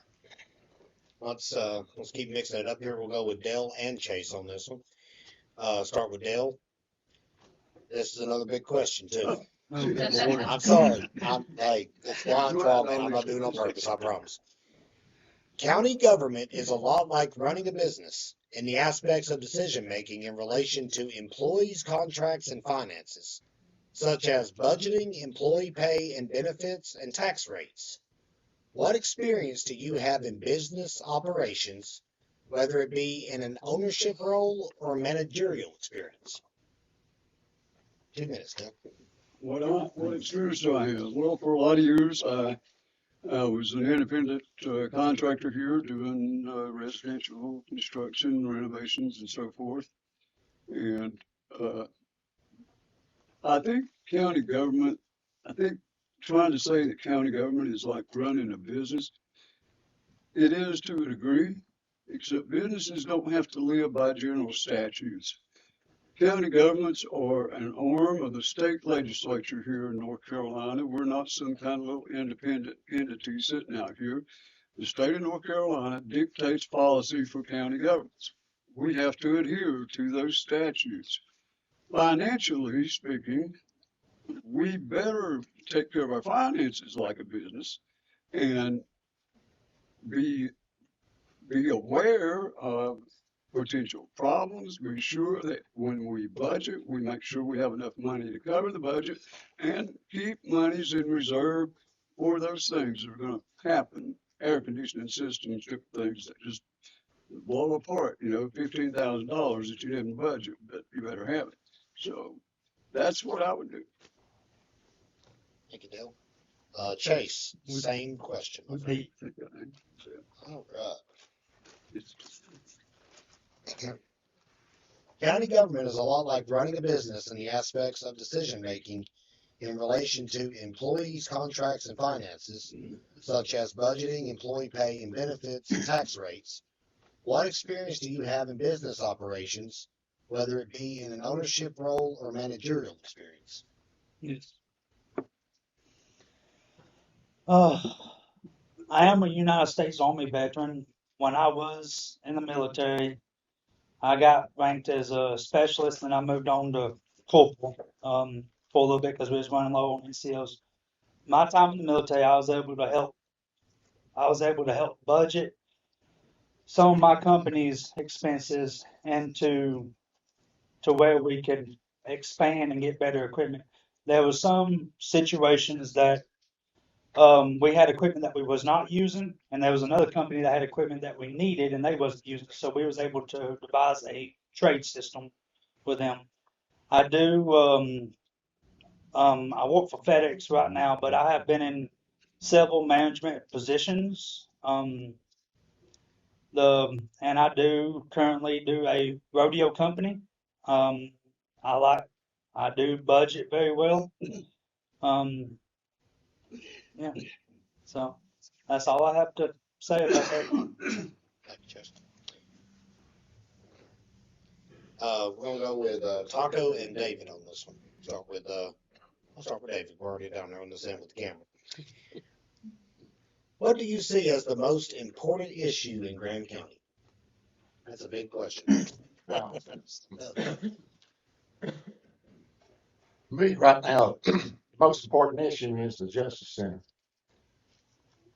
2017, Judge Coward issued a decree that we had to build a new courthouse. Don't get me wrong, I love this courthouse, it's beautiful. But it is outdated for the times for what they need for the court system and the judicial systems. They just need more room. And I understand that. So we've kicked the can till the last times. I'm sorry about the commissioner, I was not trying to mean no harm. I love to work with you, but finally got down again, then they come and warned them again, said, 24, if you don't do something, we're gonna bring criminal charges up. So they got busy then, and that's when they finally have decided on down here on Ninth Street. But we got to get the thing built. From 17 to 26, how many $1 million do you think it has cost our county by waiting that long? Has things went down? Has the cost of building supplies went down? Has labor went down? Has fuel went down? Nothing has went cheaper. Everything has got more expensive every day that we're going. It's getting more expensive. That's why I say we might as well get out the book and get it done. Because it will say in the end, state, county money. Thank you. Thank you, David. Taco? Well, like I said earlier, the employees feel like they're not appreciated in some departments, and it's about the pay. We can't keep employees for the pay. We got to do a study analysis on a pay scale for all the employees. I know some are higher than others. I've done a little bit of research. For the most part, we're on average across the state in some jobs. But that's where, and you got to keep the people. If you ain't got the people, you ain't got to count. Thank you. Thank you. All right. The luck of the draw here. I was going to go with Carolyn and Natasha on this question. I'm going to do it anyway. Do you have any experience with money other than personal finances? Carolyn, you first. Do I have any I know the answer experience to it, with but you money? can tell everybody else. Well, I guess you know, domesticated person, first and foremost, a mother and a wife, you know, have family. And then I was in the Register of Deeds office, you know, for about 30 years. I worked for Johnny Brooms for 7 years, and then was elected 6 terms in the Register of Deeds, and have been retired 3 years. So I'll do the best I can. Natasha, same question. I have a little bit of finance. I have 20 years finance experience within a tax business and now in the private sector.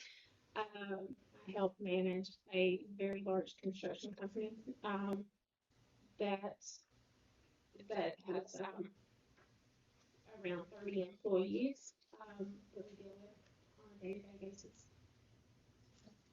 Right. And we'll go right to the middle with Jacob and Thomas.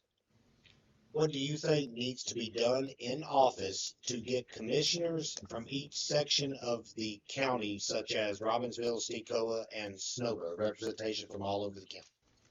What do you think can be done to have a widespread coverage, I guess, in office from all over the county? Jacob. Oh, that's I'm assuming that we could district like Cherokee County does, and then elect a separate chairman. I'm assuming that's a board decision. I don't think it has to go to the legislature. I'm not sure on that, my friend. Yeah. I don't know, I have to do some research, but we just have to set up districts and elect a separate chairman. Thomas? I think it would be definitely good for everybody from different districts to actually have a say in what goes on in the county. How it goes about, if it here in the county or, and what Jacob said, yeah, I think it would be good. Okay. Fair enough. I pulled out a question a moment ago and I've kind of tossed around whether I was going to ask it or not because it seems very specific. So I'm going to ask it. But it goes to the 2 commissioners that are currently in office, which is Jacob and Natasha, because they're probably the only ones that can answer this. Why did EMS get $25,000 and the jail staff get $1,100? Are we not equal value? I don't know why. I'm just asking a question. That was before my time. I'm assuming that's the COVID bonuses that happened several years back. Is that what it is? That's literally all on the paper. I have no idea. That was pretty What was the neat. question? The EMS got 25,000 and the jail staff got $1,100. Are they not equal value? That was the question that was written down. I have no idea what the logic was behind that. It's been years, so I'd have to go back and read the minutes. I'm assuming that it would probably be a potential for infection issue, that they had a higher rate of exposure than was it the jail? The jail and The EMS jail, both. yeah. Mm. That would be my assumption, but I can't remember. No, that's fine. I hadn't even heard about that myself, and I apologize for not knowing being up to date on that. All right. Let's go with Dale and David on this one. We'll start with Dale. Before deciding to run for public office, how much time have you invested into the community? Have you volunteered your time or efforts? And what actions have you put forth for the citizens of Graham County?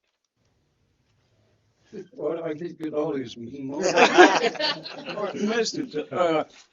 So for a lot of years, I worked in what's called community development block grant programs, where we did home repair renovations for elderly and disabled people. I worked in 5 different counties doing that. That being out there and seeing the conditions that people were still living in, people that didn't have indoor plumbing, people that didn't have water running in their homes, and particularly the elderly, that really touched me. And So one of the many reasons I wanted to run was I knew from that experience that being a commissioner would put me in a position to where I could do more of those things and do those things for the people in Graham County. And a few years ago, our state senator, Kevin Corbin, told me that he wanted to work to get Medicaid expansion done in North Carolina. It had been 8 years, 10 years since the Affordable Care Act had been passed. Across North Carolina, we had almost 700,000 people that went to work every day that either didn't qualify for the Affordable Care Act or they could not afford to buy insurance on the open market. The fact that North Carolina had never expanded was causing everybody's insurance premiums to be more, and they kept going up and kept going up. So he asked me to help him. I traveled back and forth across this state, across western North Carolina, meeting with county commissioners from different counties, and we made the push to get that done, and the governor signed that into law in the spring of 2023. We had almost 700 people here in Graham County that went to work every day that could not get health insurance.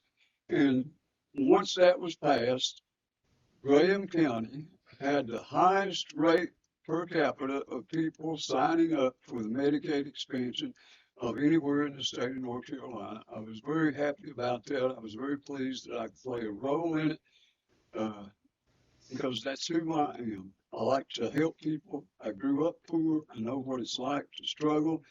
And I have a soft spot in my heart for those that are less fortunate and actually need help from their county government. Thank you, Doug. Same question. My main work that I've got done in the county's been mostly through our church, through outreaches and stuff that we do. I guess one of my favorite ones that I get to go to, that get to help in is Celebrate Recovery.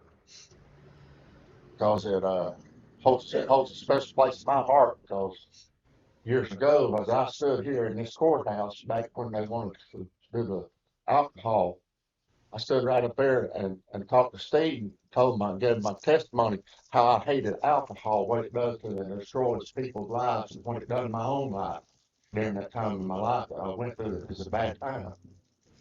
But to be able to go up there and see and talk to them men, you know, and be there with them and try to encourage them, try to give them encouragement words, help them whatever I can. That it usually gives a blessing to me more than it seems probably is to them, but that's my best thing I can say is I love going up there and helping them celebrate. Carolyn and Thomas. Currently, Graham County government is one of the largest employers in the county. Payroll and related benefits make up a significant portion of the annual budget. What are your thoughts on this? Do you feel that the county could or should scale down the number of employees to save money? Carolyn, you first. Well, you know, I think it's just something that would have to be looked into. I would not be an advocate for people losing jobs, but if there would be a way to work around it, or maybe collect more taxes on maybe what people owe or who owes the county, collect more of their sell land that they don't need, that they bought, just options that would prevent any of that would be my suggestion. Thomas, same question for you. Well, I don't think nobody needs to really lose their job over it. I think there's actually ways where we waste money where we can actually make the budget work better. Like when they take land taxes, they delegate it out to a third party, which makes it go up 3 to 5%. If we could actually get people in the county to actually do it, that would save money. To where there would be more money in the county to actually pay the payroll. Very good. All right. Question is for Taco and Chase. Taco, you first. If you received a grant for $10 million, what would you spend it on and why? $10 million. 10 million smack and loose, my friend. Well, you'd follow through with some of the projects that are already started. The jail, for instance, you'd want to complete that project. And then look at your public safety services, emergency services. And then once whatever's left, you know, it could be go to different salaries to boost some of the, but that'd be about all you could do. 10 million sounds like a whole lot, but it really isn't that much when you talk about these bigger projects. Chase, same question for you. Oh. If I received $10 million grant for, and I could use it for anything that we. That's the heat. Oh, Sorry, okay. Justin. We're not getting broke in on the courthouse. Can I restart? Okay, I got distracted Yeah, by you're fine. Go ahead. Tammy's heat system. $10 million, and I had to, and I could use it for anything. I'd tell you exactly what I'd use it for. I'd use it to build the new jail.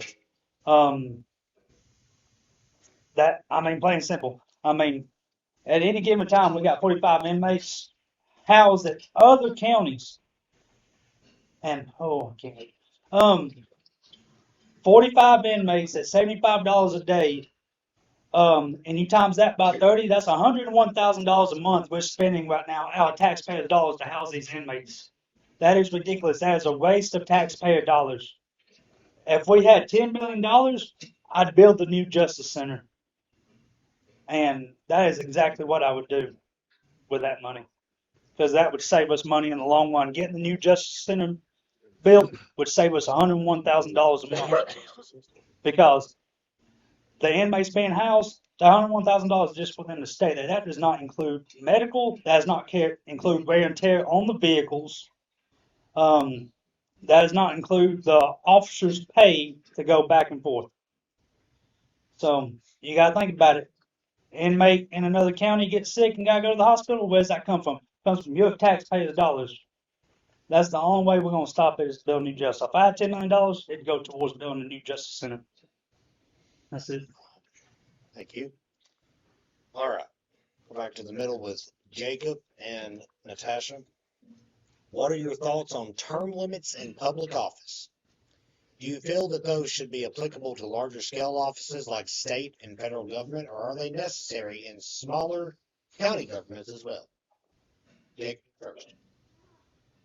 I've never really given that any thought.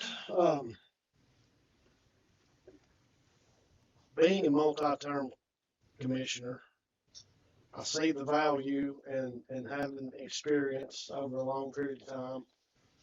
My first term was nothing but learning, period. I can see the benefits both ways.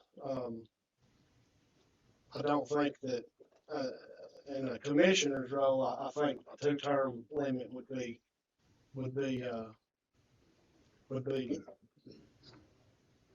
not beneficial because of the steep learning curve that you have. But yeah, I could see the benefit in capping the commissioner's seat with term limit. Okay. Thank you, Jacob. Natasha, same question. Any public office, from the bottom to the top, needs term limits. Should they all be the same? Not necessarily. You know, if it's good enough for the law of the land, for the president, for the governor, it needs to be good enough for any public office. I don't know what that number would be, whether it be 3 term, 4 term, I don't know, but there should be a limit. Let's go back down to Chase and David, and I want to once again emphasize that I am actually reading questions that have been submitted by the public when I ask this, and the only reason I'm emphasizing that is because there's a lot of citation. Something Del Wiggins has said in the past is in this question, so I don't know. Yeah, so I'm just stating that for the record, Mr. Wiggins. Yes. But David and Chase will be answering the question, so you're getting number 3. I have been closely following each candidate's platforms on Facebook, and one especially caught my attention. Dale Wiggins stated that the price of a new Justice Center has increased approximately $2 million in the past 2 years. Based upon my research, Mr. Wiggins was a member of the Board of Commissioners when Judge Calvert issued the order for a new Justice Center to be built approximately 10 years ago. How much do you think the price of a Justice Center has increased over the past 10 years? David, you first.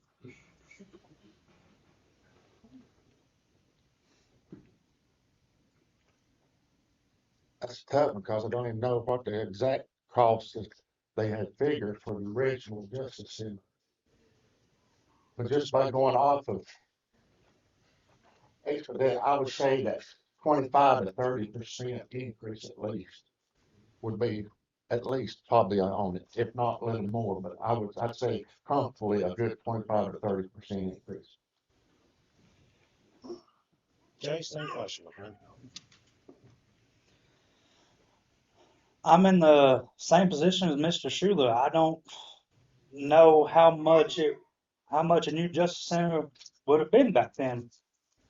If it's saying, does it say, it says 2 million, right? 2 million starting out, yes. 2 million starting out. 10 years ago.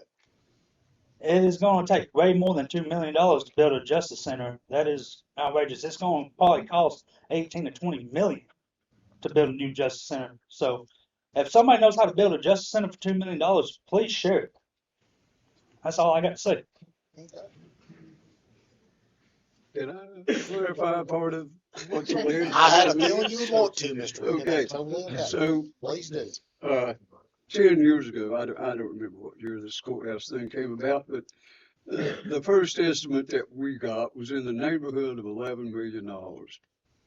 We looked at property the county owned on Fort Hill, Okay. adequate amount of property to do it on. We spent a lot of money over there doing site analysis and doing the initial preparation for doing that. Then we had one commissioner that just decided that that's not where it ought to be. And so that threw everything in turmoil. And then in 2019, 2 years after Judge's order, here comes the pandemic. The last quote that I heard, anything about that courthouse Justice Center, was about $48 million. And that was 2 years ago. So I would say easily up to 50 million. And I'll stop. That's a sore spot, but I'm happy to talk about it. That is why I wanted to ask other candidates that question, because I had a feeling there was some gray area there. So, okay. Yeah. Should have been under construction already. Absolutely. Dale, Taco, as a Republican candidate, do you feel supported by the Graham County Republican Executive Committee? It's written down. That's all I'm going to say about that. It's written down. Okay, I lost my breath. I'm going to be really honest with you. The only person I know on the committee is the chairman, Blair Stewart. I don't know who else holds those seats. I have never relied on them to the executive committee to be supportive or not supportive. From what I know, during the primary seasons, they've always been neutral. And so hopefully those years that I made it through the primary, I would hope they supported me. Somebody did, got elected. Served 14 years, so that's that. I got the same question for you. I'm in the same, I don't know who's on the committee or whatever. I know Blair, he think he's the chairman of the Republican Party. Yes, sir. That's all I know. I've not spoke to anybody that's on the Republican committee at all. Okay. Thank you. Let's keep working our way down. Carolyn and Jake. Start with Carolyn. What is your overall position on the proposed agricultural event center and why? Carolyn, you first. Well, I don't really know a whole lot about it. I mean, I just, heard that and thought it was a good thing. And that, we're just a mountain town, and in the past, in the 40s, the agriculture efforts that this county had was helpful because, the people had come out of the war years and, that kind of thing. So there's been efforts always in that stuff that help Graham County. They lost the tobacco, um, you know, crops and things. So if there's something in that could help us, I think it'd be worth a try. Great, very good. Jacob, same question for you. I think it's a great thing. It was one thing that I ran on the last time. We've acquired the property since then. Project like that, it's going to take time. It's really expensive, and we all know that it's going to be primarily grant funded. We just got an ag grant last year. We're working on the match. It's going to be something that's great for the community. It's going to be a multi-use facility. It's going to be on a piece of property that we can add to for years to come. It's a good thing. Thank you. Next one I pulled out kind of builds off that. So we'll go with Thomas and Natasha. Natasha will answer this one first, actually. How do you plan to support economic development in Graham County while preserving its agricultural and rural character? Natasha first. That's a tricky one. You know, we're all about trying to find more economic growth for our community. We've worked closely with Josh Carpenter with the Eco King project to try to bring in more jobs for Graham County so people aren't so heavily reliant on traveling outside the community. That being said, the agricultural aspect of our community is still very important. We still need to work hard toward encouraging anything that keeps people in that avenue. Part of that being this agricultural center. It gives the kids that, every kid's not going to play football or do sports or do things like that. Some kids, they want to have somewhere to ride their horses. They want to have something to do there. 4-H needs stuff, places to perform their activities. By having a facility like that, we're allowing those people to have an avenue to do what they would like to do as well. So we're encouraging them to continue doing that, continue growing in that by giving them somewhere to go. Thomas, same question. I kind of agree with Natasha. I don't know if I can say it any better. Sorry. Okay, fair enough. All right, we're going down to David and Chase. Chase, you can answer this one first because this is something that you've actually spoken about at commissioner meetings. How can we increase pay for officers and prison guards?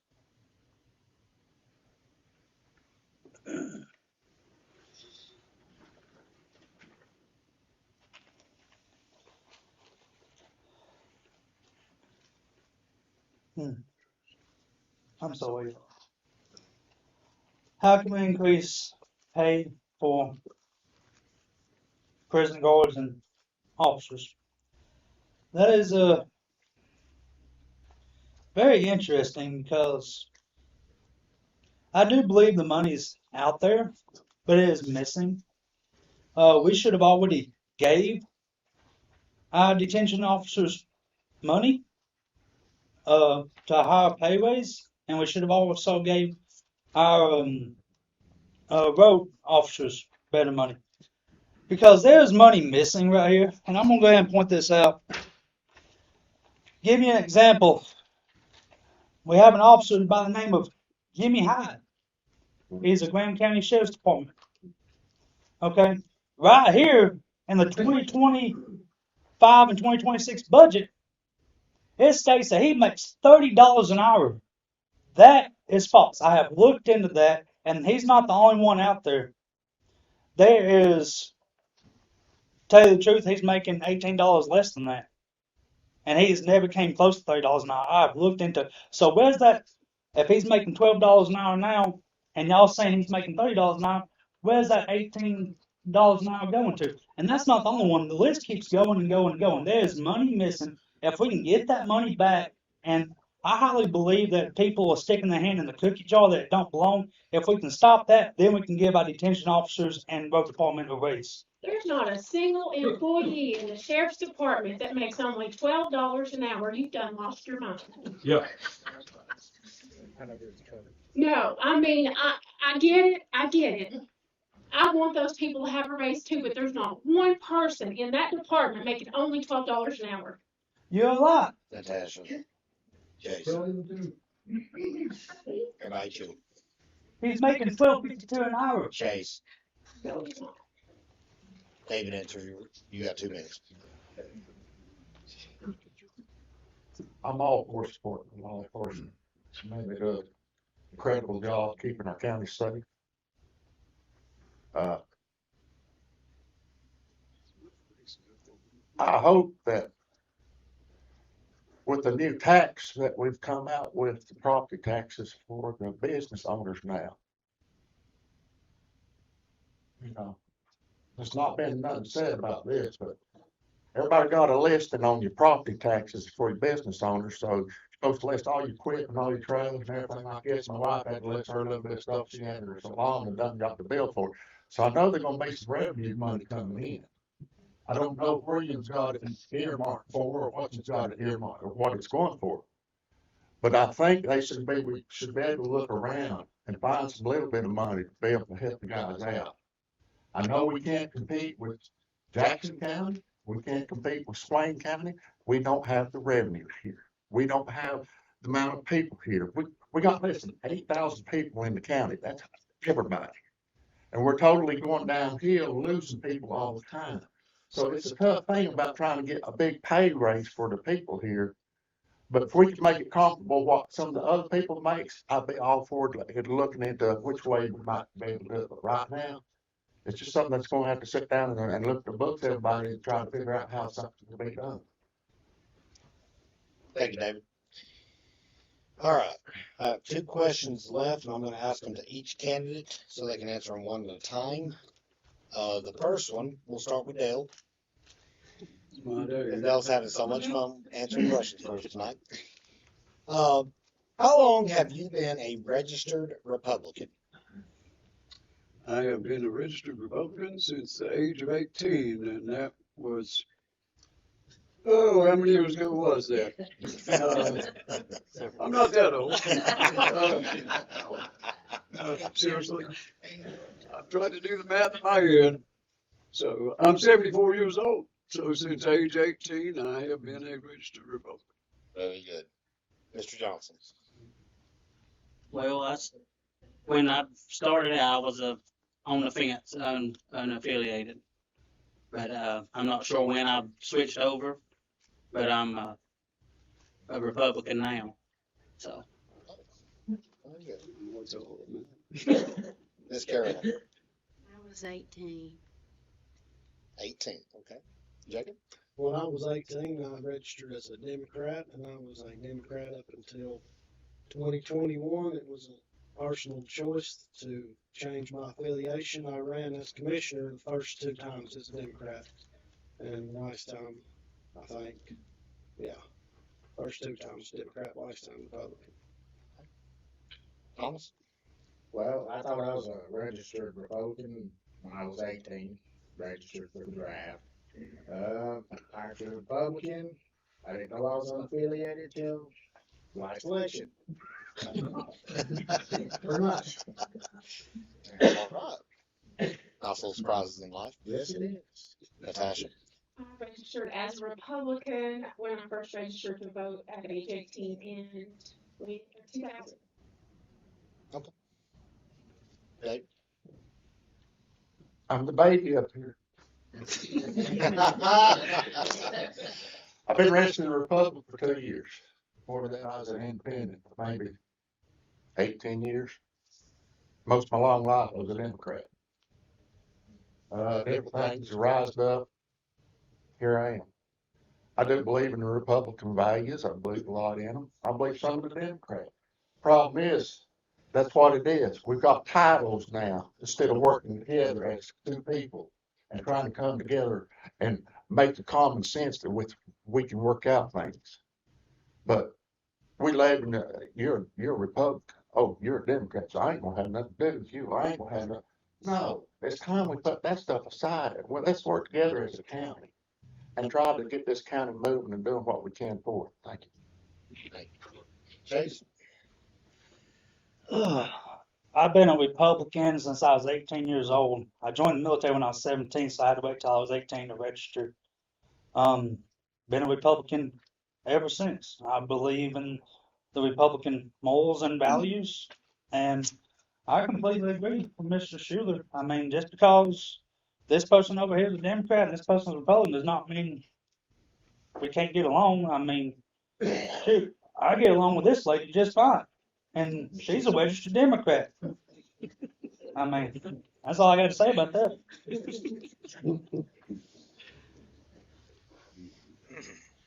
This question was asked during the sheriff's forum, and I thought it was pertinent to ask during the commissioner forum as well. County government is funded largely by property taxes collected by Graham County property owners. Do you own property, not just personal property such as vehicles, but actual real property? This question is relevant because it is often requested that the county should just increase taxes to gain revenue, but this could place undue hardship on property owners. So do you own property in Graham County? We'll start with Chase and work our way back down the line again. Chase? Yes, I do have property that I inherited from my dad that passed away. And if what's up, JJ? You want to be a little bit respectful? Don't talk to him. You just worry about that camera. But I do own property. My property over the past 4 years has increased significantly. I talked to a elderly lady. She has a small 3-bedroom, 1-bath house, half an acre. She's on fixed income. She is affected hard. She gets $2,000 a month, and she's paying $1,500 in taxes. And I do believe if continuously to increase taxes will hurt not just the whole community, but the elderly. The elderly that's put on fixed income, it will completely hurt them. So I don't support raising any more taxes. Thank you. David? I'm a little biased here. I live in beautiful Yellow Creek community. So, yes, I own a home there. Love it. Love the people there. I don't want to see property taxes raised if I can't help it. I know there's times in our things and in the government stuff that we go to that it'll come. It has to be. But if it does, I want to see where our elderly people are took care of. I mean, we're looking at a point now that our elderly. I'm talking to some of my best friends, my buddies and stuff. Their homeowners insurance is because our insurance commissioner has raised the rates up till it's going down near $1,600 more. But it's went up and run up. Now he was talking about dropping his homeowners and maybe just trying to find a little fire policy. So yes, our people there's some people around here still hurting. And I like to be able to see that maybe we can, as a county, help take care of our older people in our county. Dash. I am a property owner. I pay property taxes on my home. I, contrary to popular belief, we have not increased property taxes. Property values did go up. In 2022, the state mandates that a reeval happens every 4 years. We actually lowered the millage rate slightly to try to offset some of that. It affected us the same as it affects everybody else. We don't get any kind of tax break or tax credit for serving on the board. We pay the same rate as everybody else. I don't want to see property taxes go up because nearly 50% of our population is elderly or fixed income families. There are some exemptions that elderly can apply for, but not everyone qualifies for those, unfortunately. Those are also guidelines set by the state. That's why I want to do everything we can to cut costs wherever possible so that we don't have to go up on a property tax. I cannot, in good conscience, agree to that. Thank you. Thomas? Yes, I own several parcels of land. I don't want taxes to go up no more than they have to. But if they do, I hope the tax money actually goes to something good. Like, I don't see kids out there on the playground anymore because there's needles everywhere. Same way with the ball field. They have to go through to clean all that stuff up. So if money goes out, it needs to go to this town to where they can actually see where the money's going. Other than that, I mean, the value of the dollar is not what it used to be. That's the reason why insurance went up. It costs more to build the same house that you built 10 years ago, $100,000 less. We can't help that. That's our government way up high. Now, if we can make it to where it's cheaper on people, cost of living and everything, I think that's what we need to be working toward. What is our closing statement too? No, sir. I do own property in Graham County. Thank you. Beverly? Yes. Okay. I own a small 3/10 of an acre property inside the city limits and I get taxed twice. So I don't want the taxes to go up unless absolutely, have to, just like, Thomas said, if it do go up, I want it to go to something good. And last but not least, Dale. Yeah, I own property and pay taxes. I told my wife the other day that between property taxes and homeowners insurance, I feel like we're having to rent the house that we paid the mortgage off on 10 years ago. And for those of you that don't know, the insurance companies in North Carolina that insure homes are requesting a 65% rate increase in homeowners insurance in North Carolina. So they're getting us coming and going. But yes, I pay my part of my taxes. Yes, sir. Yes, sir. They are gouging, no doubt. All right. And now, closing statements. They are open. We'll start with Dale, since we're at this end again. Okay. 2 minutes, Mr. Wiggins. 2 minutes. Whose time is it? I got I said when I started that I decided to run because I'm concerned about my county. I'm concerned about property taxes and property values. And I'm really concerned about the cost of this justice center and how much our property taxes are going to go up to try to pay for that. I think we should strip the jail out of that Cherokee County, Swain County, have steel buildings that they've made into jails that are adequate. Why would that not work here? I don't believe we can ever afford a glass and marble courthouse. A couple of years ago, 48 million, probably 50 million now. What's going to be by the time they break ground on it? How many years will it have to be, to pay for that? Right now, the local government commission is in our county finance office trying to help them, trying to get things out the door with audits. We're still 2 years behind, as far as I know.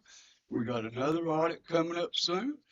They've restricted the county's ability to spend to anything over $50,000 without their approval. The county's having to send their budget to them for them to review. Times are hard.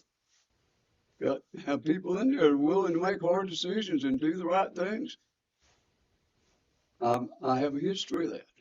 Sometimes I get it wrong, but I'm willing to stand up and try it again. If I get it wrong, I get it wrong. I'm willing to admit that. But it's going to be tougher and tougher and tougher to live in this county.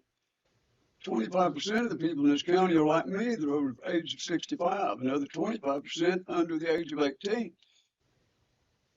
47% of our population is considered moderate and low income. That's who gets hit with these price increases, tax increases. The elderly, the people on the bottom end. The top 5% of wage earners in Graham County. Now listen to this statistic. The top 5 wage earners, 5% wage earners in this county earn more money than the total income of the bottom 20% put together. Those people on the lower end are struggling. And they're the ones that business people need to come in their stores, into their gas stations and buy gas, tires, oil. So we have to do whatever we have to do to keep property taxes down. We've got to keep property values down. And we've got to seek some help from the legislature over these second homes and this outside money that's coming into our county and pushing our values up.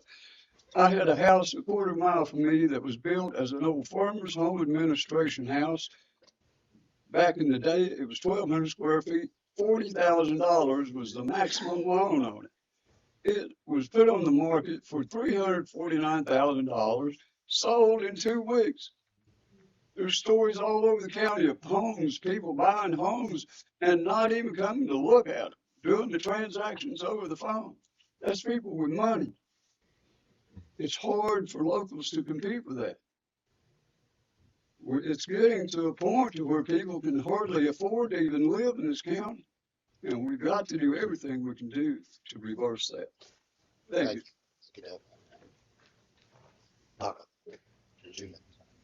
Yeah, like, I'm glad all y'all are here. Questions were good questions for the ones we got to answer. I not all of us got to answer the same question, but, you know, I'll do my best to serve Republican, Democrat, unaffiliated, whatever, to the best of my ability. And, you know, if you got any questions, concerns, reach out to me. And the public that I spoke with, they won't change. Hopefully I will be that change in this primary. Thank you. Thank you, Taco. Ms. Carol, let's do it. Well, I'd just like to say thank you to you, Kevin, and the Star, you know, for giving us the opportunity to be here and making it possible. The people that are even live streaming as well, and the public here that have an interest. I'd just like to say that I can't make any promises, you know, that I would just do the very best I can for the people. And I feel like we can do better. Very good. Thank you. Jacob, to the minute, I think. I appreciate everybody coming out, appreciate everybody watching.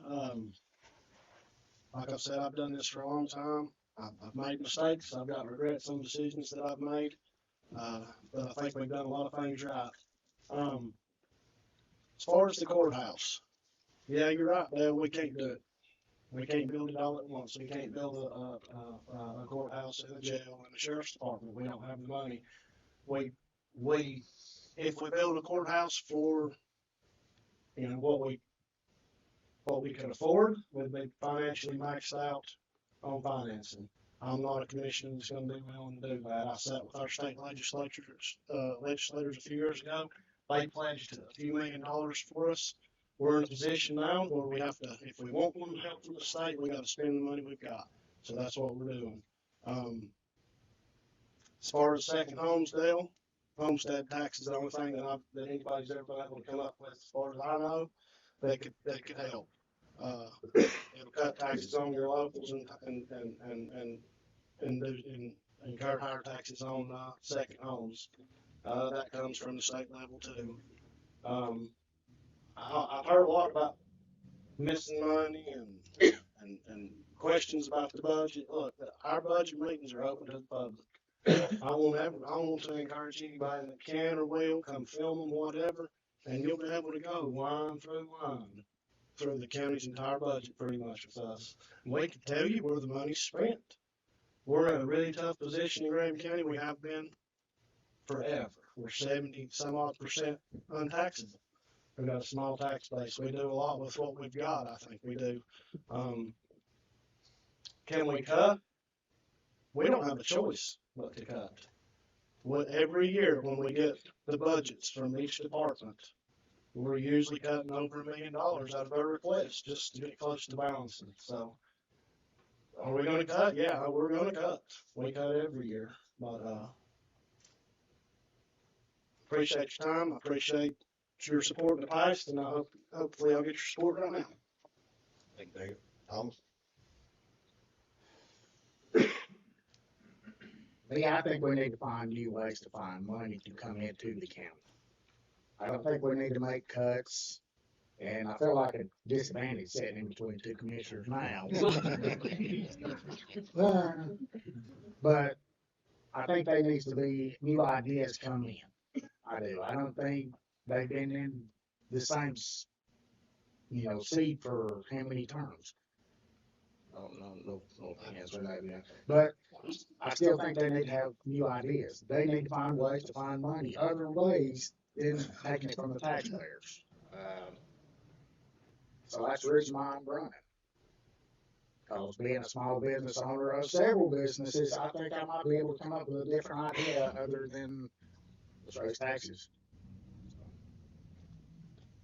Thank you. Natasha. Douglas.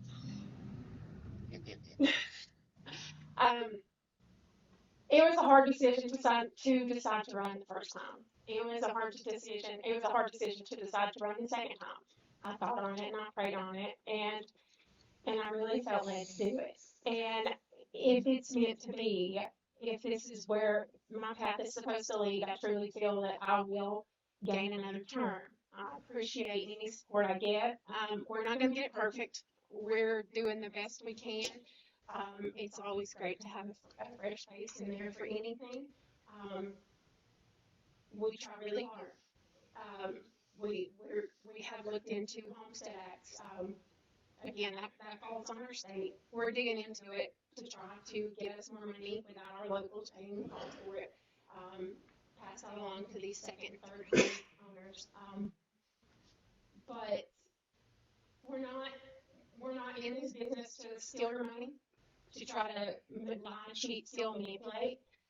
We are an open book in every single meeting we have, with the exception of personnel, is open door policies. Everybody's welcome to come. I wish more people would come and participate in our meetings because you learn the most from those. But I would appreciate everybody's support in this election if you see fit for me to sit again. Thank you. David Chu. Thank everybody coming out. Mostly I thank Lord Jesus has been my personal savior. If it wasn't for him, I wouldn't even be here. I try to do my life living this as he would have me to live. I try to lead by how he tries to lead me. And I hope that he would lead me through this endeavor if I was to get in as county commissioner. I don't come up here trying to have the answers and solutions to every problem here. I don't say that I have this. I don't want to see the county come in here and try to get bankrupt or nothing like that, because we are on little funds here, because I realize the amount of people that we have here. But some of the couple of things I would like to see that maybe we could get some small businesses in here.